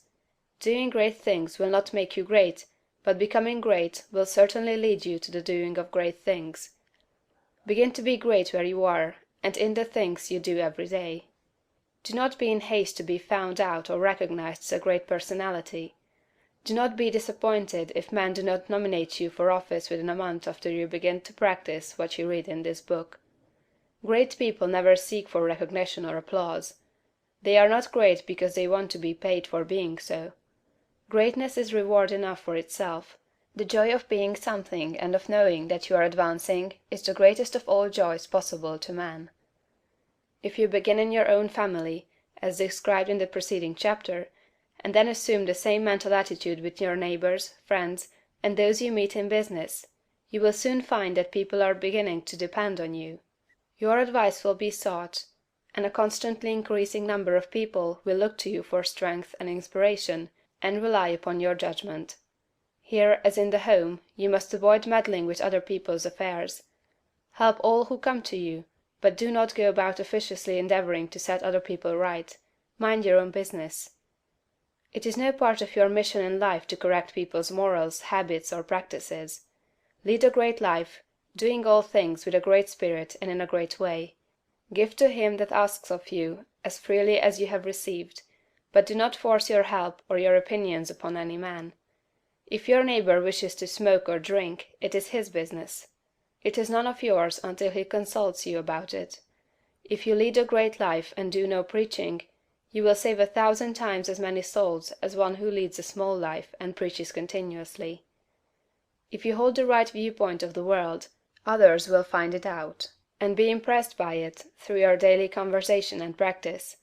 Do not try to convert others to your point of view, except by holding it and living accordingly. If your consecration is perfect, you do not need to tell anyone.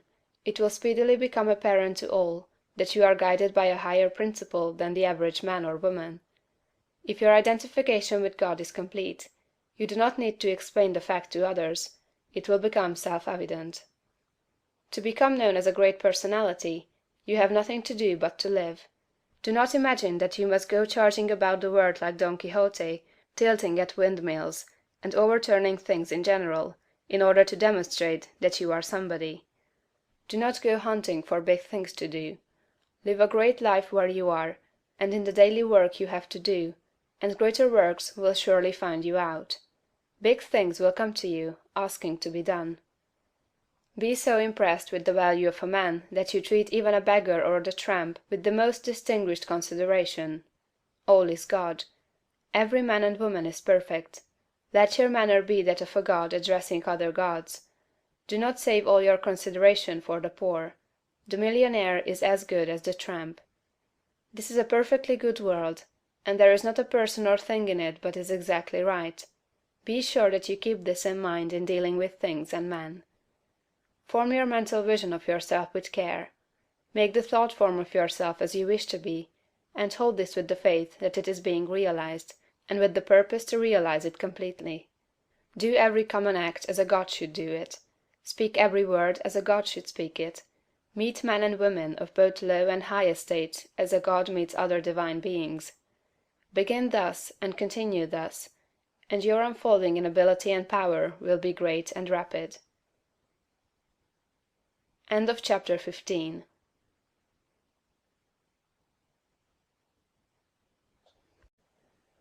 Some further explanations. We go back here to the matter of the point of view, for, besides being vitally important, it is the one that is likely to give the student the most trouble. We have been trained, partly by mistaken religious teachers, to look upon the world as being like a wrecked ship, storm-driven upon a rocky coast. Utter destruction is inevitable at the end, and the most that can be done is to rescue, perhaps, a few of the crew. This view teaches us to consider the world as essentially bad and growing worse, and to believe that existing discord and inharmoniousness must continue and intensify until the end. It robs us of hope for society, government, and humanity, and gives us a decreasing outlook and contracting mind. This is all wrong. The world is not wrecked. It is like a magnificent steamer with the engines in place and the machinery in perfect order. The bunkers are full of coal, and the ship is amply provisioned for the cruise. There is no lack of any good thing. Every provision omniscience could devise has been made for the safety, comfort, and happiness of the crew. The steamer is out on the high seas, tacking hither and thither, because no one has yet learned the right course to steer. We are learning to steer, and in due time will come grandly into the harbor of perfect harmony. The world is good, and growing better. Existing discords and inharmoniousness are but the pitching of the ship incidental to our own imperfect steering. They will all be removed in due time. This view gives us an increasing outlook and an expanding mind. It enables us to think largely of society and of ourselves, and to do things in a great way. Furthermore, we see that nothing can be wrong with such a world or with any part of it, including our own affairs. If it is all moving on toward completion, then it is not going wrong; and as our own personal affairs are a part of the whole, they are not going wrong. You and all that you are concerned with are moving on toward completeness. Nothing can check this forward movement but yourself, and you can only check it by assuming a mental attitude that is at cross purposes with the mind of God. You have nothing to keep right but yourself. If you keep yourself right, nothing can possibly go wrong with you, and you can have nothing to fear.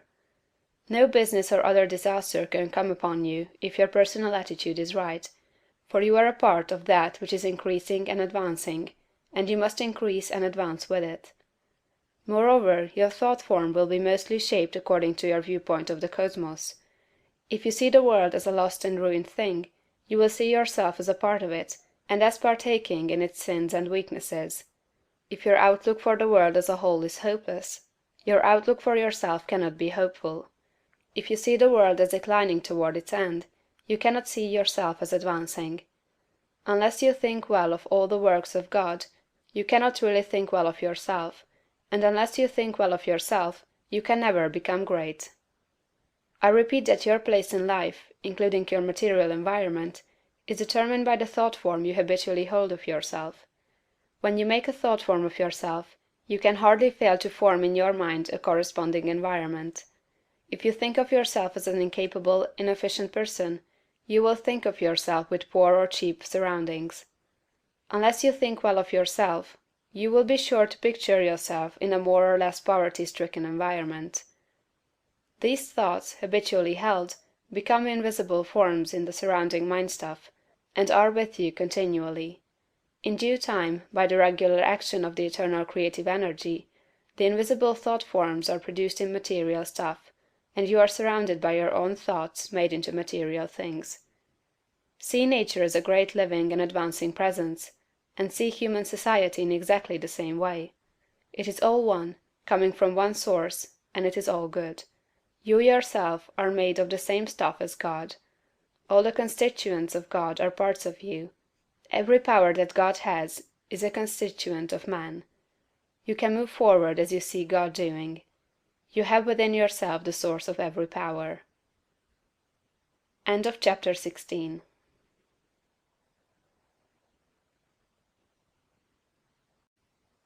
More about thought. Give place here to some further consideration of thought. You will never become great until your own thoughts make you great, and therefore it is of the first importance that you should think. You will never do great things in the external world until you think great things in the internal world, and you will never think great things until you think about truth, about the verities. To think great things, you must be absolutely sincere, and to be sincere, you must know that your intentions are right. Insincere or false thinking is never great, however logical and brilliant it may be. The first and most important step is to seek the truth about human relations, to know what you ought to be to other men, and what they ought to be to you. This brings you back to the search of a right viewpoint. You should study organic and social evolution. Read Darwin and Walter Thomas Mills, and when you read, think. Think the whole matter over until you see the world of things and men in the right way. Think about what God is doing until you see what He is doing. Your next step is to think yourself into the right personal attitude. Your viewpoint tells you what the right attitude is, and obedience to the soul puts you into it.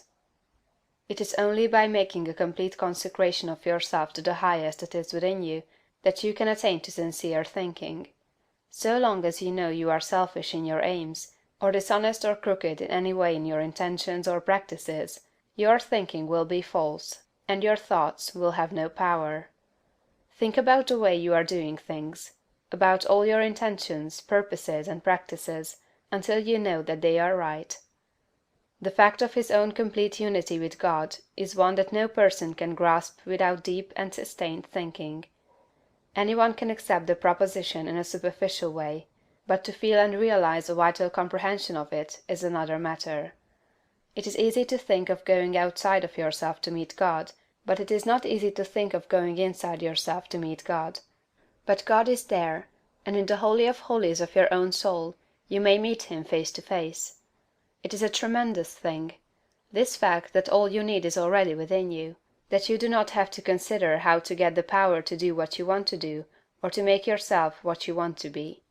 You only have to consider how to use the power you have in the right way. And there is nothing to do but to begin. Use your perception of truth. You can see some truth today. Live fully up to that, and you will see more truth tomorrow. To rid yourself of the old false ideas, you will have to think a great deal about the value of man, the greatness and worth of a human soul. You must cease from looking at human mistakes and look at successes. Cease from seeing faults and see virtues. You can no longer look upon men and women as lost and ruined beings that are descending into hell. You must come to regard them as shining souls who are ascending toward heaven. It will require some exercise of will power to do this, but this is the legitimate use of the will, to decide what you will think about and how you will think. The function of the will is to direct thought. Think about the good side of man, the lovely, attractive part, and exert your will in refusing to think of anything else in connection with them. I know of no one who has attained to so much on this one point as Eugene V. Debs, twice the Socialist candidate for President of the United States. Mr. Debs reverences humanity. No appeal for help is ever made to him in vain. No one receives from him an unkind or censorious word. You cannot come into his presence without being made sensible of his deep and kindly personal interest in you. Every person, be he millionaire, grimy working-man, or toil-worn woman, receives the radiant warmth of a brotherly affection that is sincere and true. No ragged child speaks to him on the street without receiving instant and tender recognition. Debs loves man. This has made him the leading figure in a great movement, the beloved hero of a million hearts, and will give him a deathless name. It is a great thing to love man so, and it is only achieved by thought. No thing can make you great but thought. Quote, "You may divide thinkers into those who think for themselves and those who think through others. The latter are the rule, and the former the exception. The first are original thinkers in a double sense, and egoists in the noblest meaning of the word." Schopenhauer. Quote, "The key to every man is his thought. Sturdy and defiant though he look, he has a helm which he obeys, which is the idea after which all his facts are classified. He can only be reformed by showing him a new idea which commands his own." Emerson.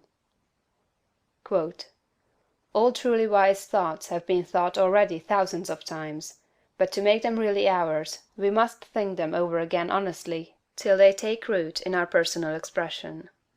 Goethe. Quote, "All that a man is outwardly is but the expression and completion of his inward thought. To work effectively he must think clearly. To act nobly he must think nobly." Channing. Quote, "Great men are they who see that spirituality is stronger than any material force, that thoughts rule the world." Emerson. Quote, "Some people study all their lives, and at their death they have learned everything except to think." Domergue. Quote, "It is the habitual thought that frames itself into our life. It affects us even more than our intimate social relations do. Our confidential friends have not so much to do in shaping our lives as the thoughts have which we harbor." J. W. Thiel. Quote, "When God lets loose a great thinker on this planet, then all things are at risk. There is not a piece of science but its flank may be turned tomorrow. Nor any literary reputation, or the so-called eternal names of fame that may not be refused and condemned." Emerson. Think, think, think. End of chapter 17.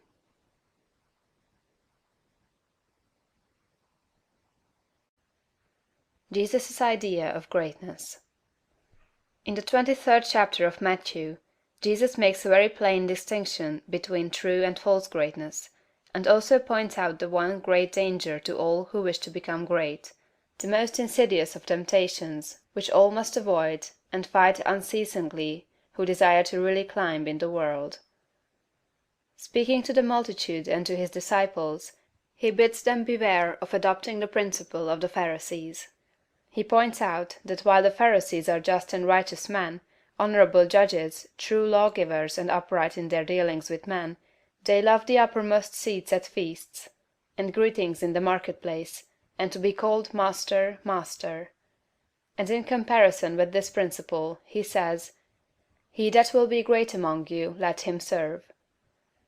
The average person's idea of a great man, rather than of one who serves, is of one who succeeds in getting himself served.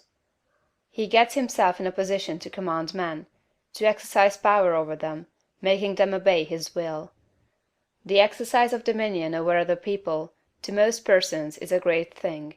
Nothing seems to be sweeter to the selfish soul than this.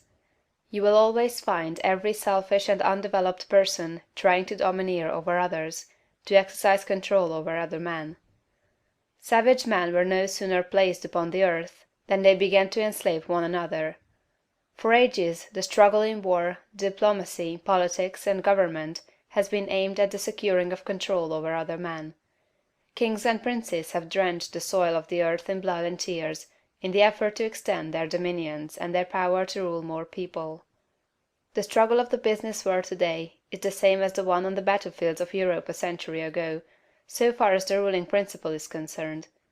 Robert O. Ingersoll could not understand why men like Rockefeller and Carnegie seek for more money and make themselves slaves to the business struggle when they already have more than they can possibly use.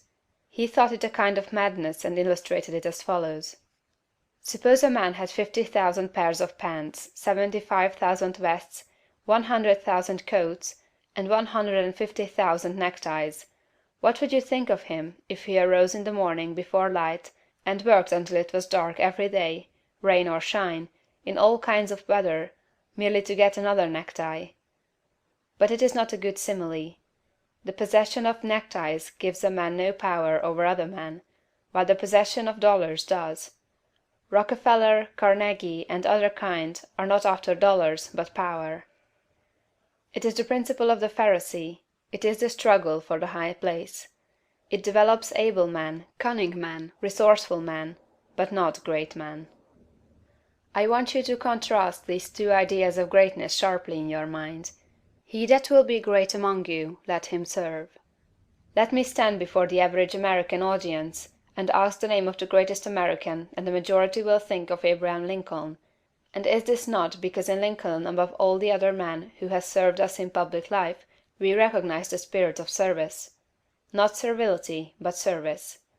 Lincoln was a great man because he knew how to be a great servant. Napoleon, able, cold, selfish, seeking the high places, was a brilliant man. Lincoln was great, Napoleon was not. The very moment you begin to advance and are recognized as one who is doing things in a great way, you will find yourself in danger. The temptation to patronize, advise, or take upon yourself the direction of other people's affairs is sometimes almost irresistible. Avoid, however, the opposite danger of falling into servility, or of completely throwing yourself away in the service of others. To do this has been the ideal of a great many people. The completely self-sacrificing life has been thought to be the Christ-like life, because, as I think, of a complete misconception of the character and teachings of Jesus. I have explained this misconception in a little book that I hope you may all sometime read, A New Christ. Thousands of people imitating Jesus, as they suppose, have belittled themselves and given up all else to go about doing good, practicing an altruism that is really as morbid and as far from great as the rankest selfishness. The finer instincts, which respond to the cry of trouble or distress, are not by any means all of you. They are not necessarily the best part of you. There are other things you must do besides helping the unfortunate, although it is true that a large part of the life and activities of every great person must be given to helping other people. As you begin to advance, they will come to you. Do not turn them away, but do not make the fatal error of supposing that a life of complete self-abnegation is the way of greatness. To make another point here, let me refer to the fact that Swedenborg's classification of fundamental motives is exactly the same as that of Jesus. He divides all men into two groups: those who live in pure love, and those who live in what he calls the love of ruling for the love of self. It will be seen that this is exactly the same as the lust for place and power of the Pharisees. Swedenborg saw this selfish love of power as the cause of all sin. It was the only evil desire of the human heart, from which all other evil desires sprang. Over against this he places pure love. He does not say love of God or love of man, but merely love. Nearly all religionists make more of love and service to God than they do of love and service to man. But it is a fact that love to God is not sufficient to save a man from the lust for power, for some of the most ardent lovers of the Deity have been the worst of tyrants. Lovers of God are often tyrants, and lovers of man are often meddlesome and officious. Chapter 18.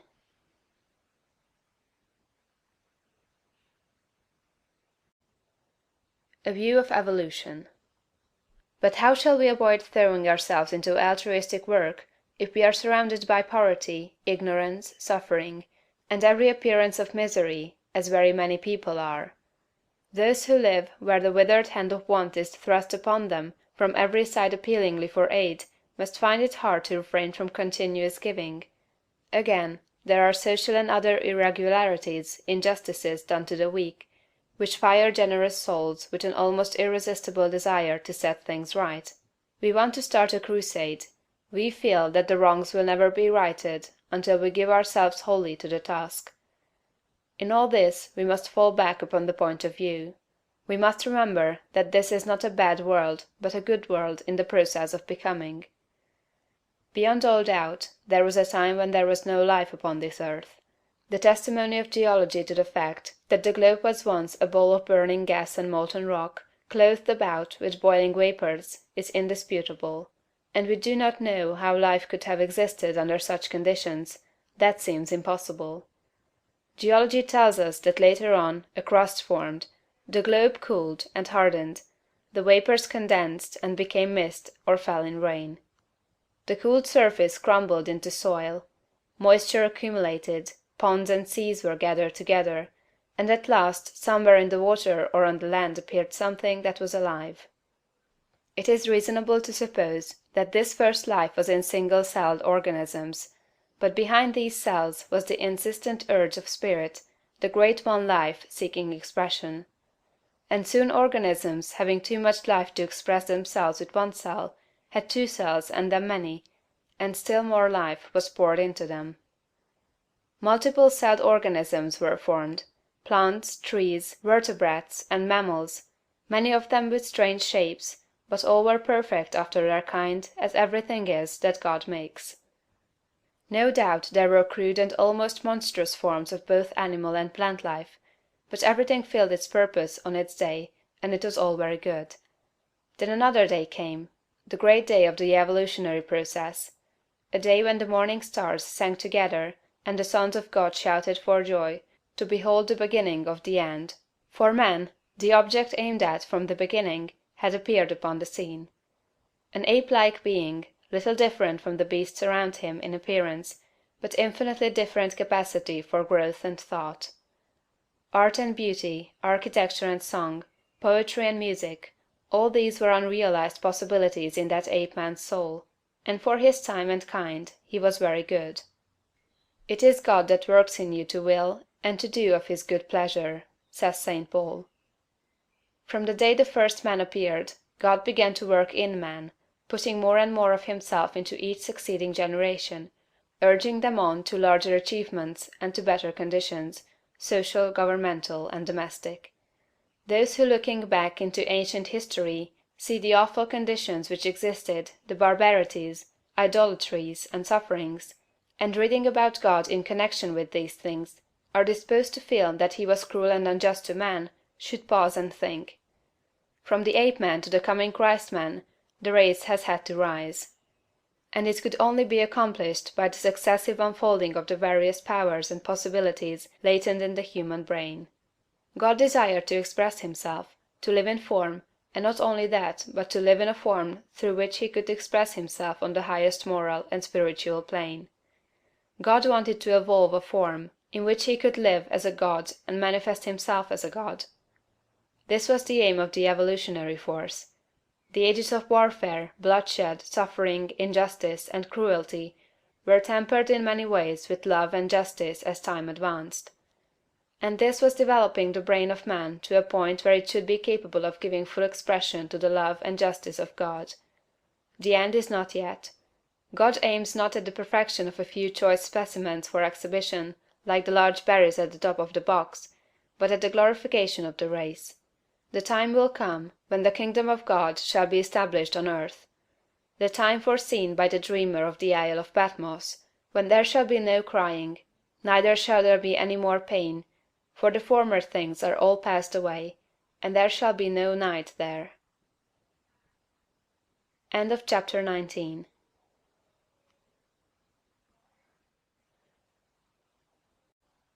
Serving God. I have brought you thus far through the 2 preceding chapters with a view to finally settling the question of duty. This is one that puzzles and perplexes very many people who are earnest and sincere, and gives them a great deal of difficulty in its solution.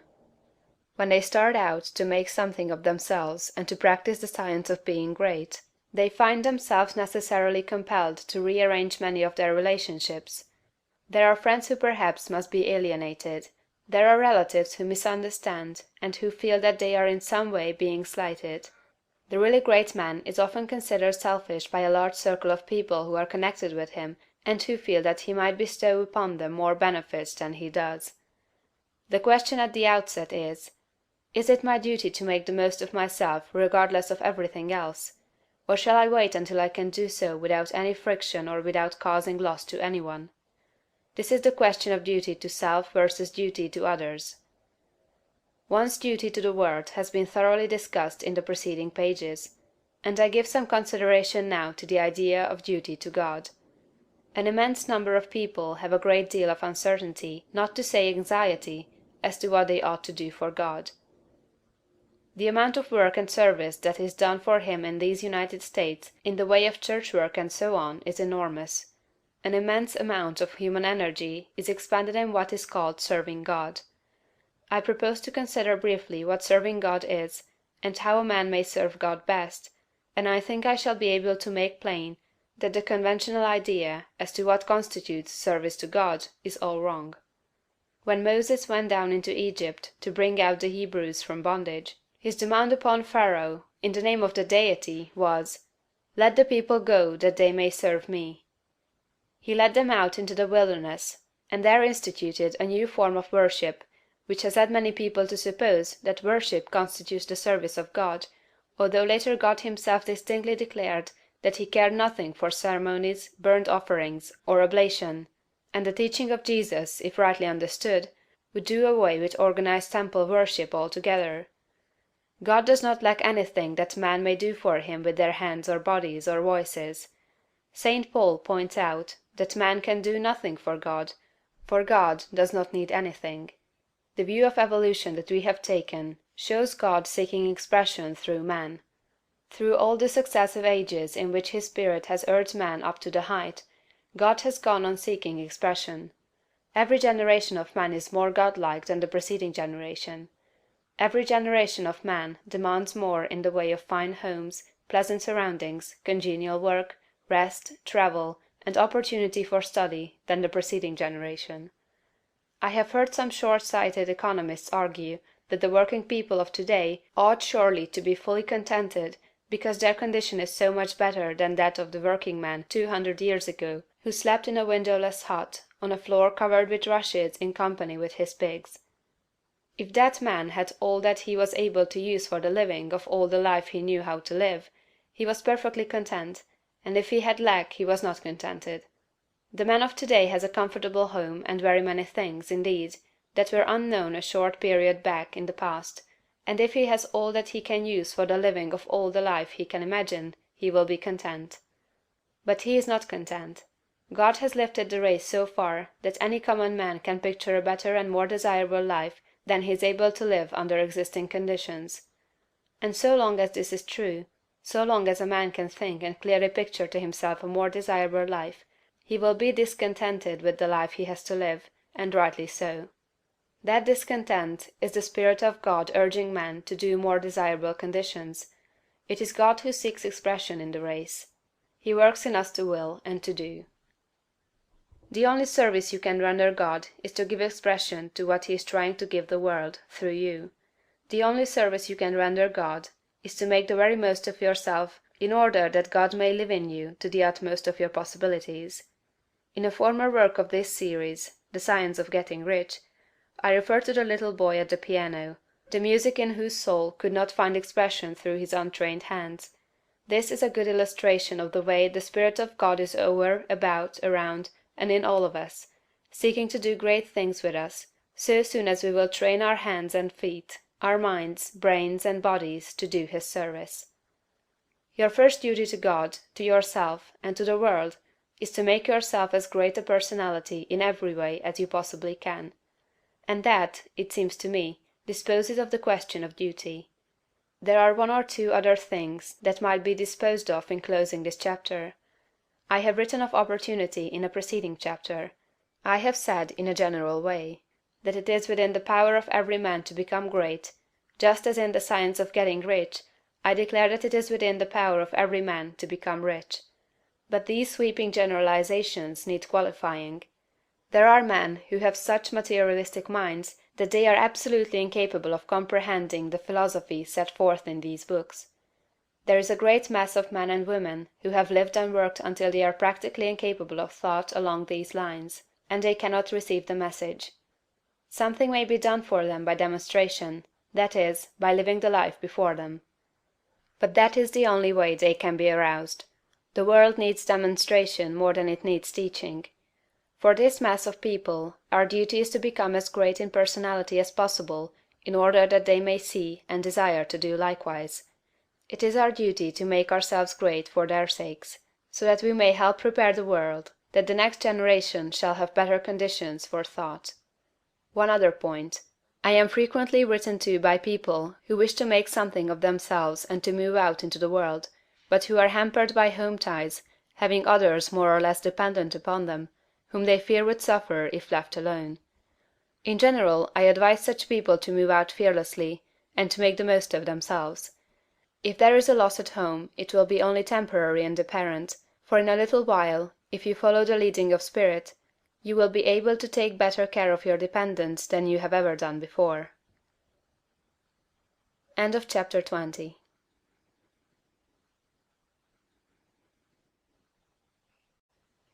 A mental exercise. The purpose of mental exercises must not be misunderstood. There is no virtue in charms or formulated strings of words. There is no short-cut to development by repeating prayers or incantations. A mental exercise is an exercise, not in repeating words, but in the thinking of certain thoughts.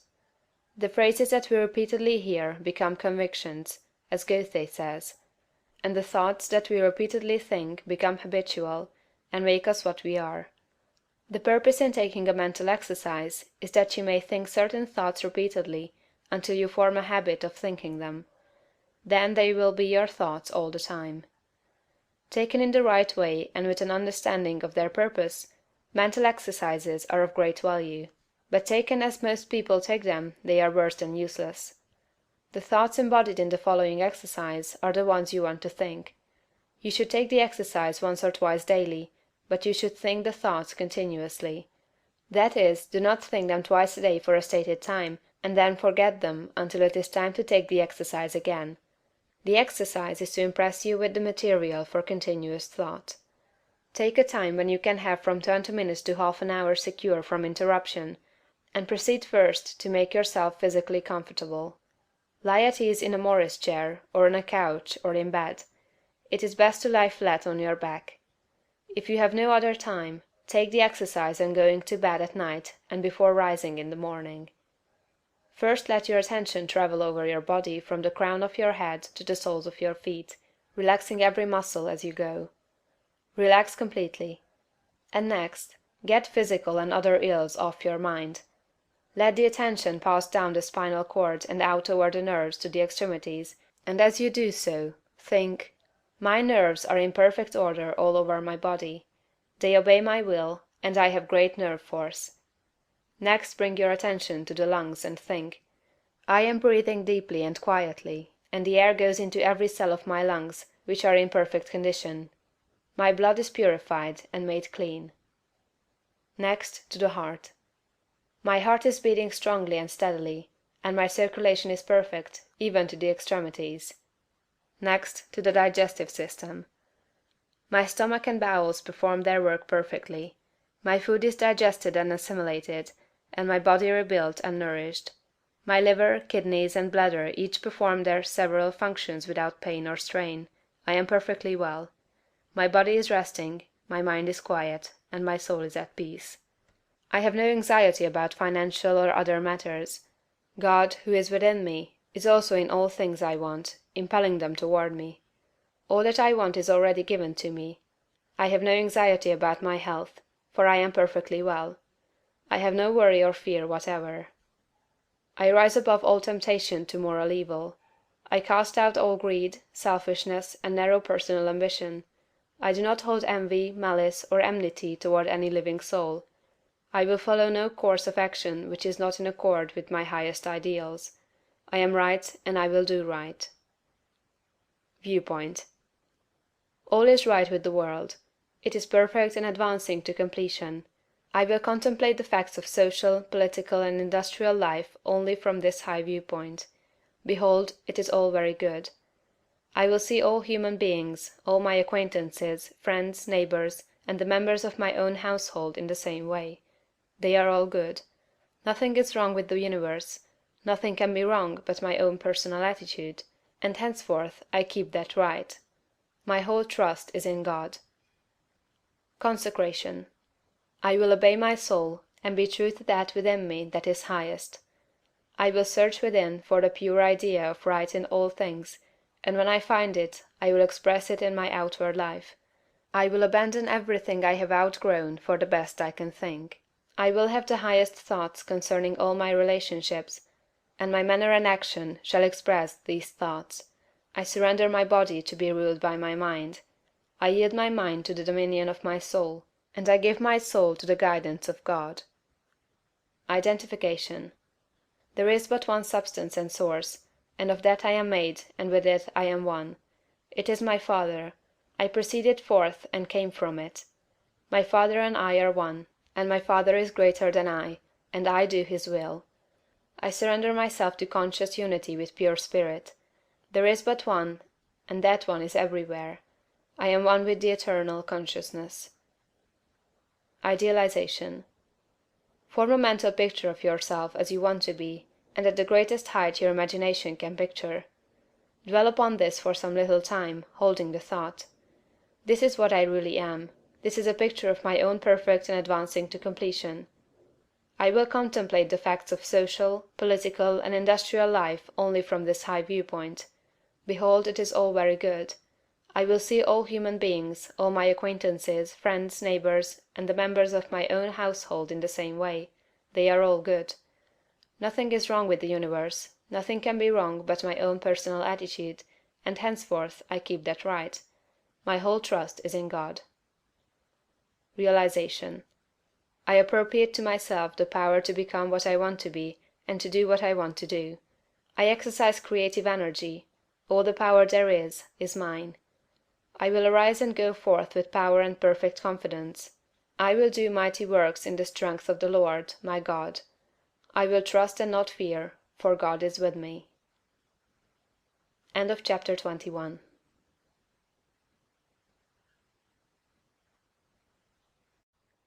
A summary of the science of being great. All men are made of the one intelligent substance, and therefore all contain the same essential powers and possibilities. Greatness is equally inherent in all, and may be manifested by all. Every person may become great. Every constituent of God is a constituent of man. Man may overcome both heredity and circumstances by exercising the inherent creative power of the soul. If he is to become great, the soul must act, and must rule the mind and the body. Man's knowledge is limited, and he falls into error through ignorance. To avoid this, he must connect his soul with the universal spirit. Universal spirit is the intelligent substance from which all things come. It is in and through all things. All things are known to this universal mind, and man can so unite himself with it as to enter into all knowledge. To do this, man must cast out of himself everything that separates him from God. He must will to live the divine life, and he must rise above all moral temptations. He must forsake every course of action that is not in accord with his highest ideals. He must reach the right viewpoint, recognizing that God is all, in all, and that there is nothing wrong. He must see that nature, society, government, and industry are perfect in their present stage, and advancing toward completion, and that all men and women everywhere are good and perfect. He must know that all is right with the world, and unite with God for the completion of the perfect work. It is only as man sees God as the great advancing presence in all, and good in all, that he can rise to real greatness. He must consecrate himself to the service of the highest that is within himself, obeying the voice of the soul. There is an inner light in every man, that continuously impels him toward the highest, and he must be guided by this light if he would become great. He must recognize the fact that he is one with the Father, and continuously affirm this unity for himself and for all others. He must know himself to be a God among gods, and act accordingly. He must have absolute faith in his own perceptions of truth, and begin at home to act upon these perceptions. As he sees the true and right course in small things, he must take that course. He must cease to act unthinkingly, and begin to think, and he must be sincere in his thought. He must form a mental conception of himself at the highest, and hold this conception until it is his habitual thought form of himself. This thought form he must keep continuously in view. He must outwardly realize and express that thought form in his actions. He must do everything that he does in a great way. In dealing with his family, his neighbors, acquaintances, and friends, he must make every act an expression of his ideal. The man who reaches the right viewpoint and makes full consecration, and who fully idealizes himself as great, and who makes every act, however trivial, an expression of the ideal, has already attained to greatness. Everything he does will be done in a great way. He will make himself known, and will be recognized as a personality of power. He will receive knowledge by inspiration, and will know all that he needs to know. He will receive all the material wealth he forms in his thoughts, and will not lack for any good thing. He will be given ability to deal with any combination of circumstances that may arise, and his growth and progress will be continuous and rapid. Great works will seek him out, and all men will delight to do him honor. Because of its particular value to the students of the science of being great, I close this book by giving a portion of Emerson's essay on the Oversoul. This great essay is fundamental, showing the foundation principles of monism and the science of greatness. I recommend the student to study it most carefully in connection with this book. What is the universal sense of want and ignorance, but the fine innuendo by which the great soul makes its enormous claim? Why do men feel that the natural history of man has never been written, but always he is leaving behind what you have said of him, and it becomes old, and books of metaphysics worthless? The philosophy of 6,000 years has not searched the chambers and magazines of the soul. In its experiments there has always remained, in the last analysis, a residuum it could not resolve. Man is a stream whose source is hidden. Always our being is descending into us from we know not whence. The most exact calculator has no prescience that somewhat incalculable may not balk the very next moment. I am constrained at every moment to acknowledge a higher origin for events than the will I call mine. As with events, it is so with thoughts. When I watch that flowing river, which, out of regions I see not, pours for a season its streams into me, I see that I am a pensioner, not a cause, but a surprised spectator of this ethereal water, that I desire and look up, and put myself in the attitude of reception, but from some alien energy the visions come. The supreme critic on all the errors of the past and present, and the only prophet of that which must be, is that great nature in which we rest, as the earth lies in the soft arms of the atmosphere. That unity, that oversoul, with which every man's particular being is contained and made one with all other. That common heart, of which all sincere conversation is the worship, to which all right action is submission. That overpowering reality which confutes our tricks and talents, and constrains every one to pass for what he is, and to speak from his character and not from his tongue, and which evermore tends and aims to pass into our thoughts and hand, and become wisdom and virtue and power and beauty. We live in succession, in division, in parts, in particles. Meantime within man is the soul of the whole, the wise silence, the universal beauty, to which every part and particle is equally related, the eternal One. And this deep power in which we exist, and whose beatitude is all accessible to us, is not only self-sufficing and perfect in every hour, but the act of seeing, and the thing seen, the seer and the spectacle, the subject and the object, are one. We see the world piece by piece, as the sun, the moon, the animal, the tree, but the whole, of which these are the shining parts, is the soul. It is only by the vision of that wisdom that the horoscope of the ages can be read, and it is only by falling back on our better thoughts, by yielding to the spirit of prophecy which is innate in every man, that we know what it saith. Every man's words, who speaks from that life, must sound vain to those who do not dwell in the same thought on their own part. I dare not speak for it. My words do not carry its august sense, they fall short and cold. Only itself can aspire whom it will, and behold, their speech shall be lyrical and sweet, and universal as the rising of the wind. Yet I desire, even by profane words, if sacred I may not use, to indicate the heaven of this deity, and to report what hints I have collected of the transcendent simplicity and energy of the highest law. If we consider what happens in conversation, in reveries, in remorse, in times of passion, in surprises, in the instruction of dreams wherein often we see ourselves in masquerade, the droll disguises only magnifying and enhancing a real element, and forcing it on our distinct notice, we shall catch many hints that will broaden and lighten into knowledge of the secret of nature. All goes to show that the soul in man is not an organ, but animates and exercises all the organs; is not a function, like the power of memory, of calculation, of comparison, but uses these as hands and feet; is not a faculty, but a light; is not the intellect or the will, but the master of the intellect and the will; is the vast background of our being in which they lie, an immensity not possessed and that cannot be possessed. From within or from behind, a light shines through us upon things, and makes us aware that we are nothing, but the light is all. A man is the facade of a temple wherein all wisdom and all good abide.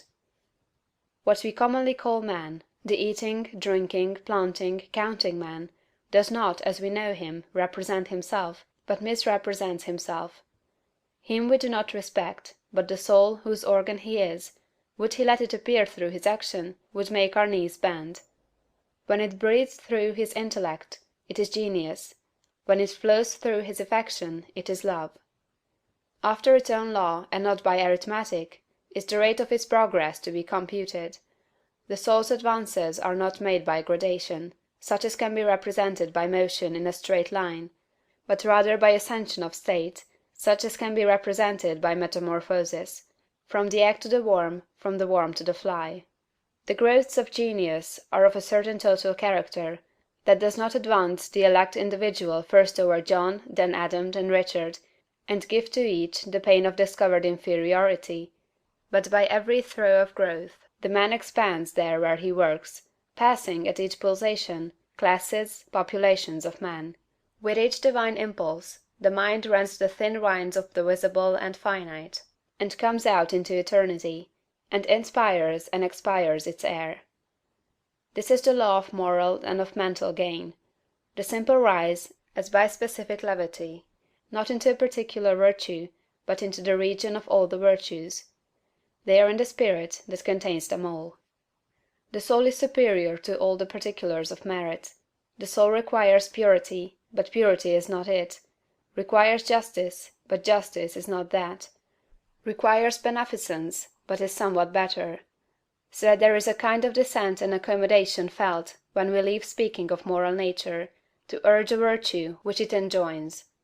For, to the soul in her pure action, all the virtues are natural, and not painfully acquired.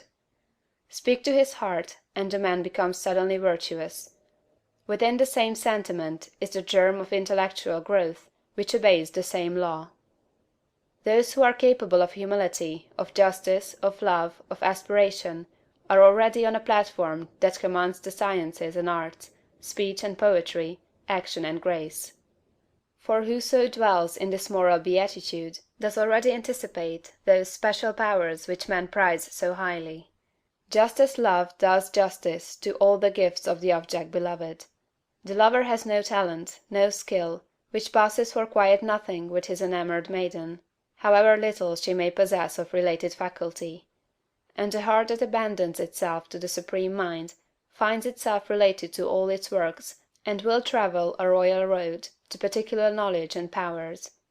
For, in ascending to this primary and aboriginal sentiment, we have come from our remote station on the circumference instantaneously to the centre of the world, where, as in the closet of God, we see causes, and anticipate the universe, which is but a slow effect. End of Chapter 22, and end of The Science of Being Great, by Wallace D. Wattles. Recorded by Diana Meilinger in March 2012.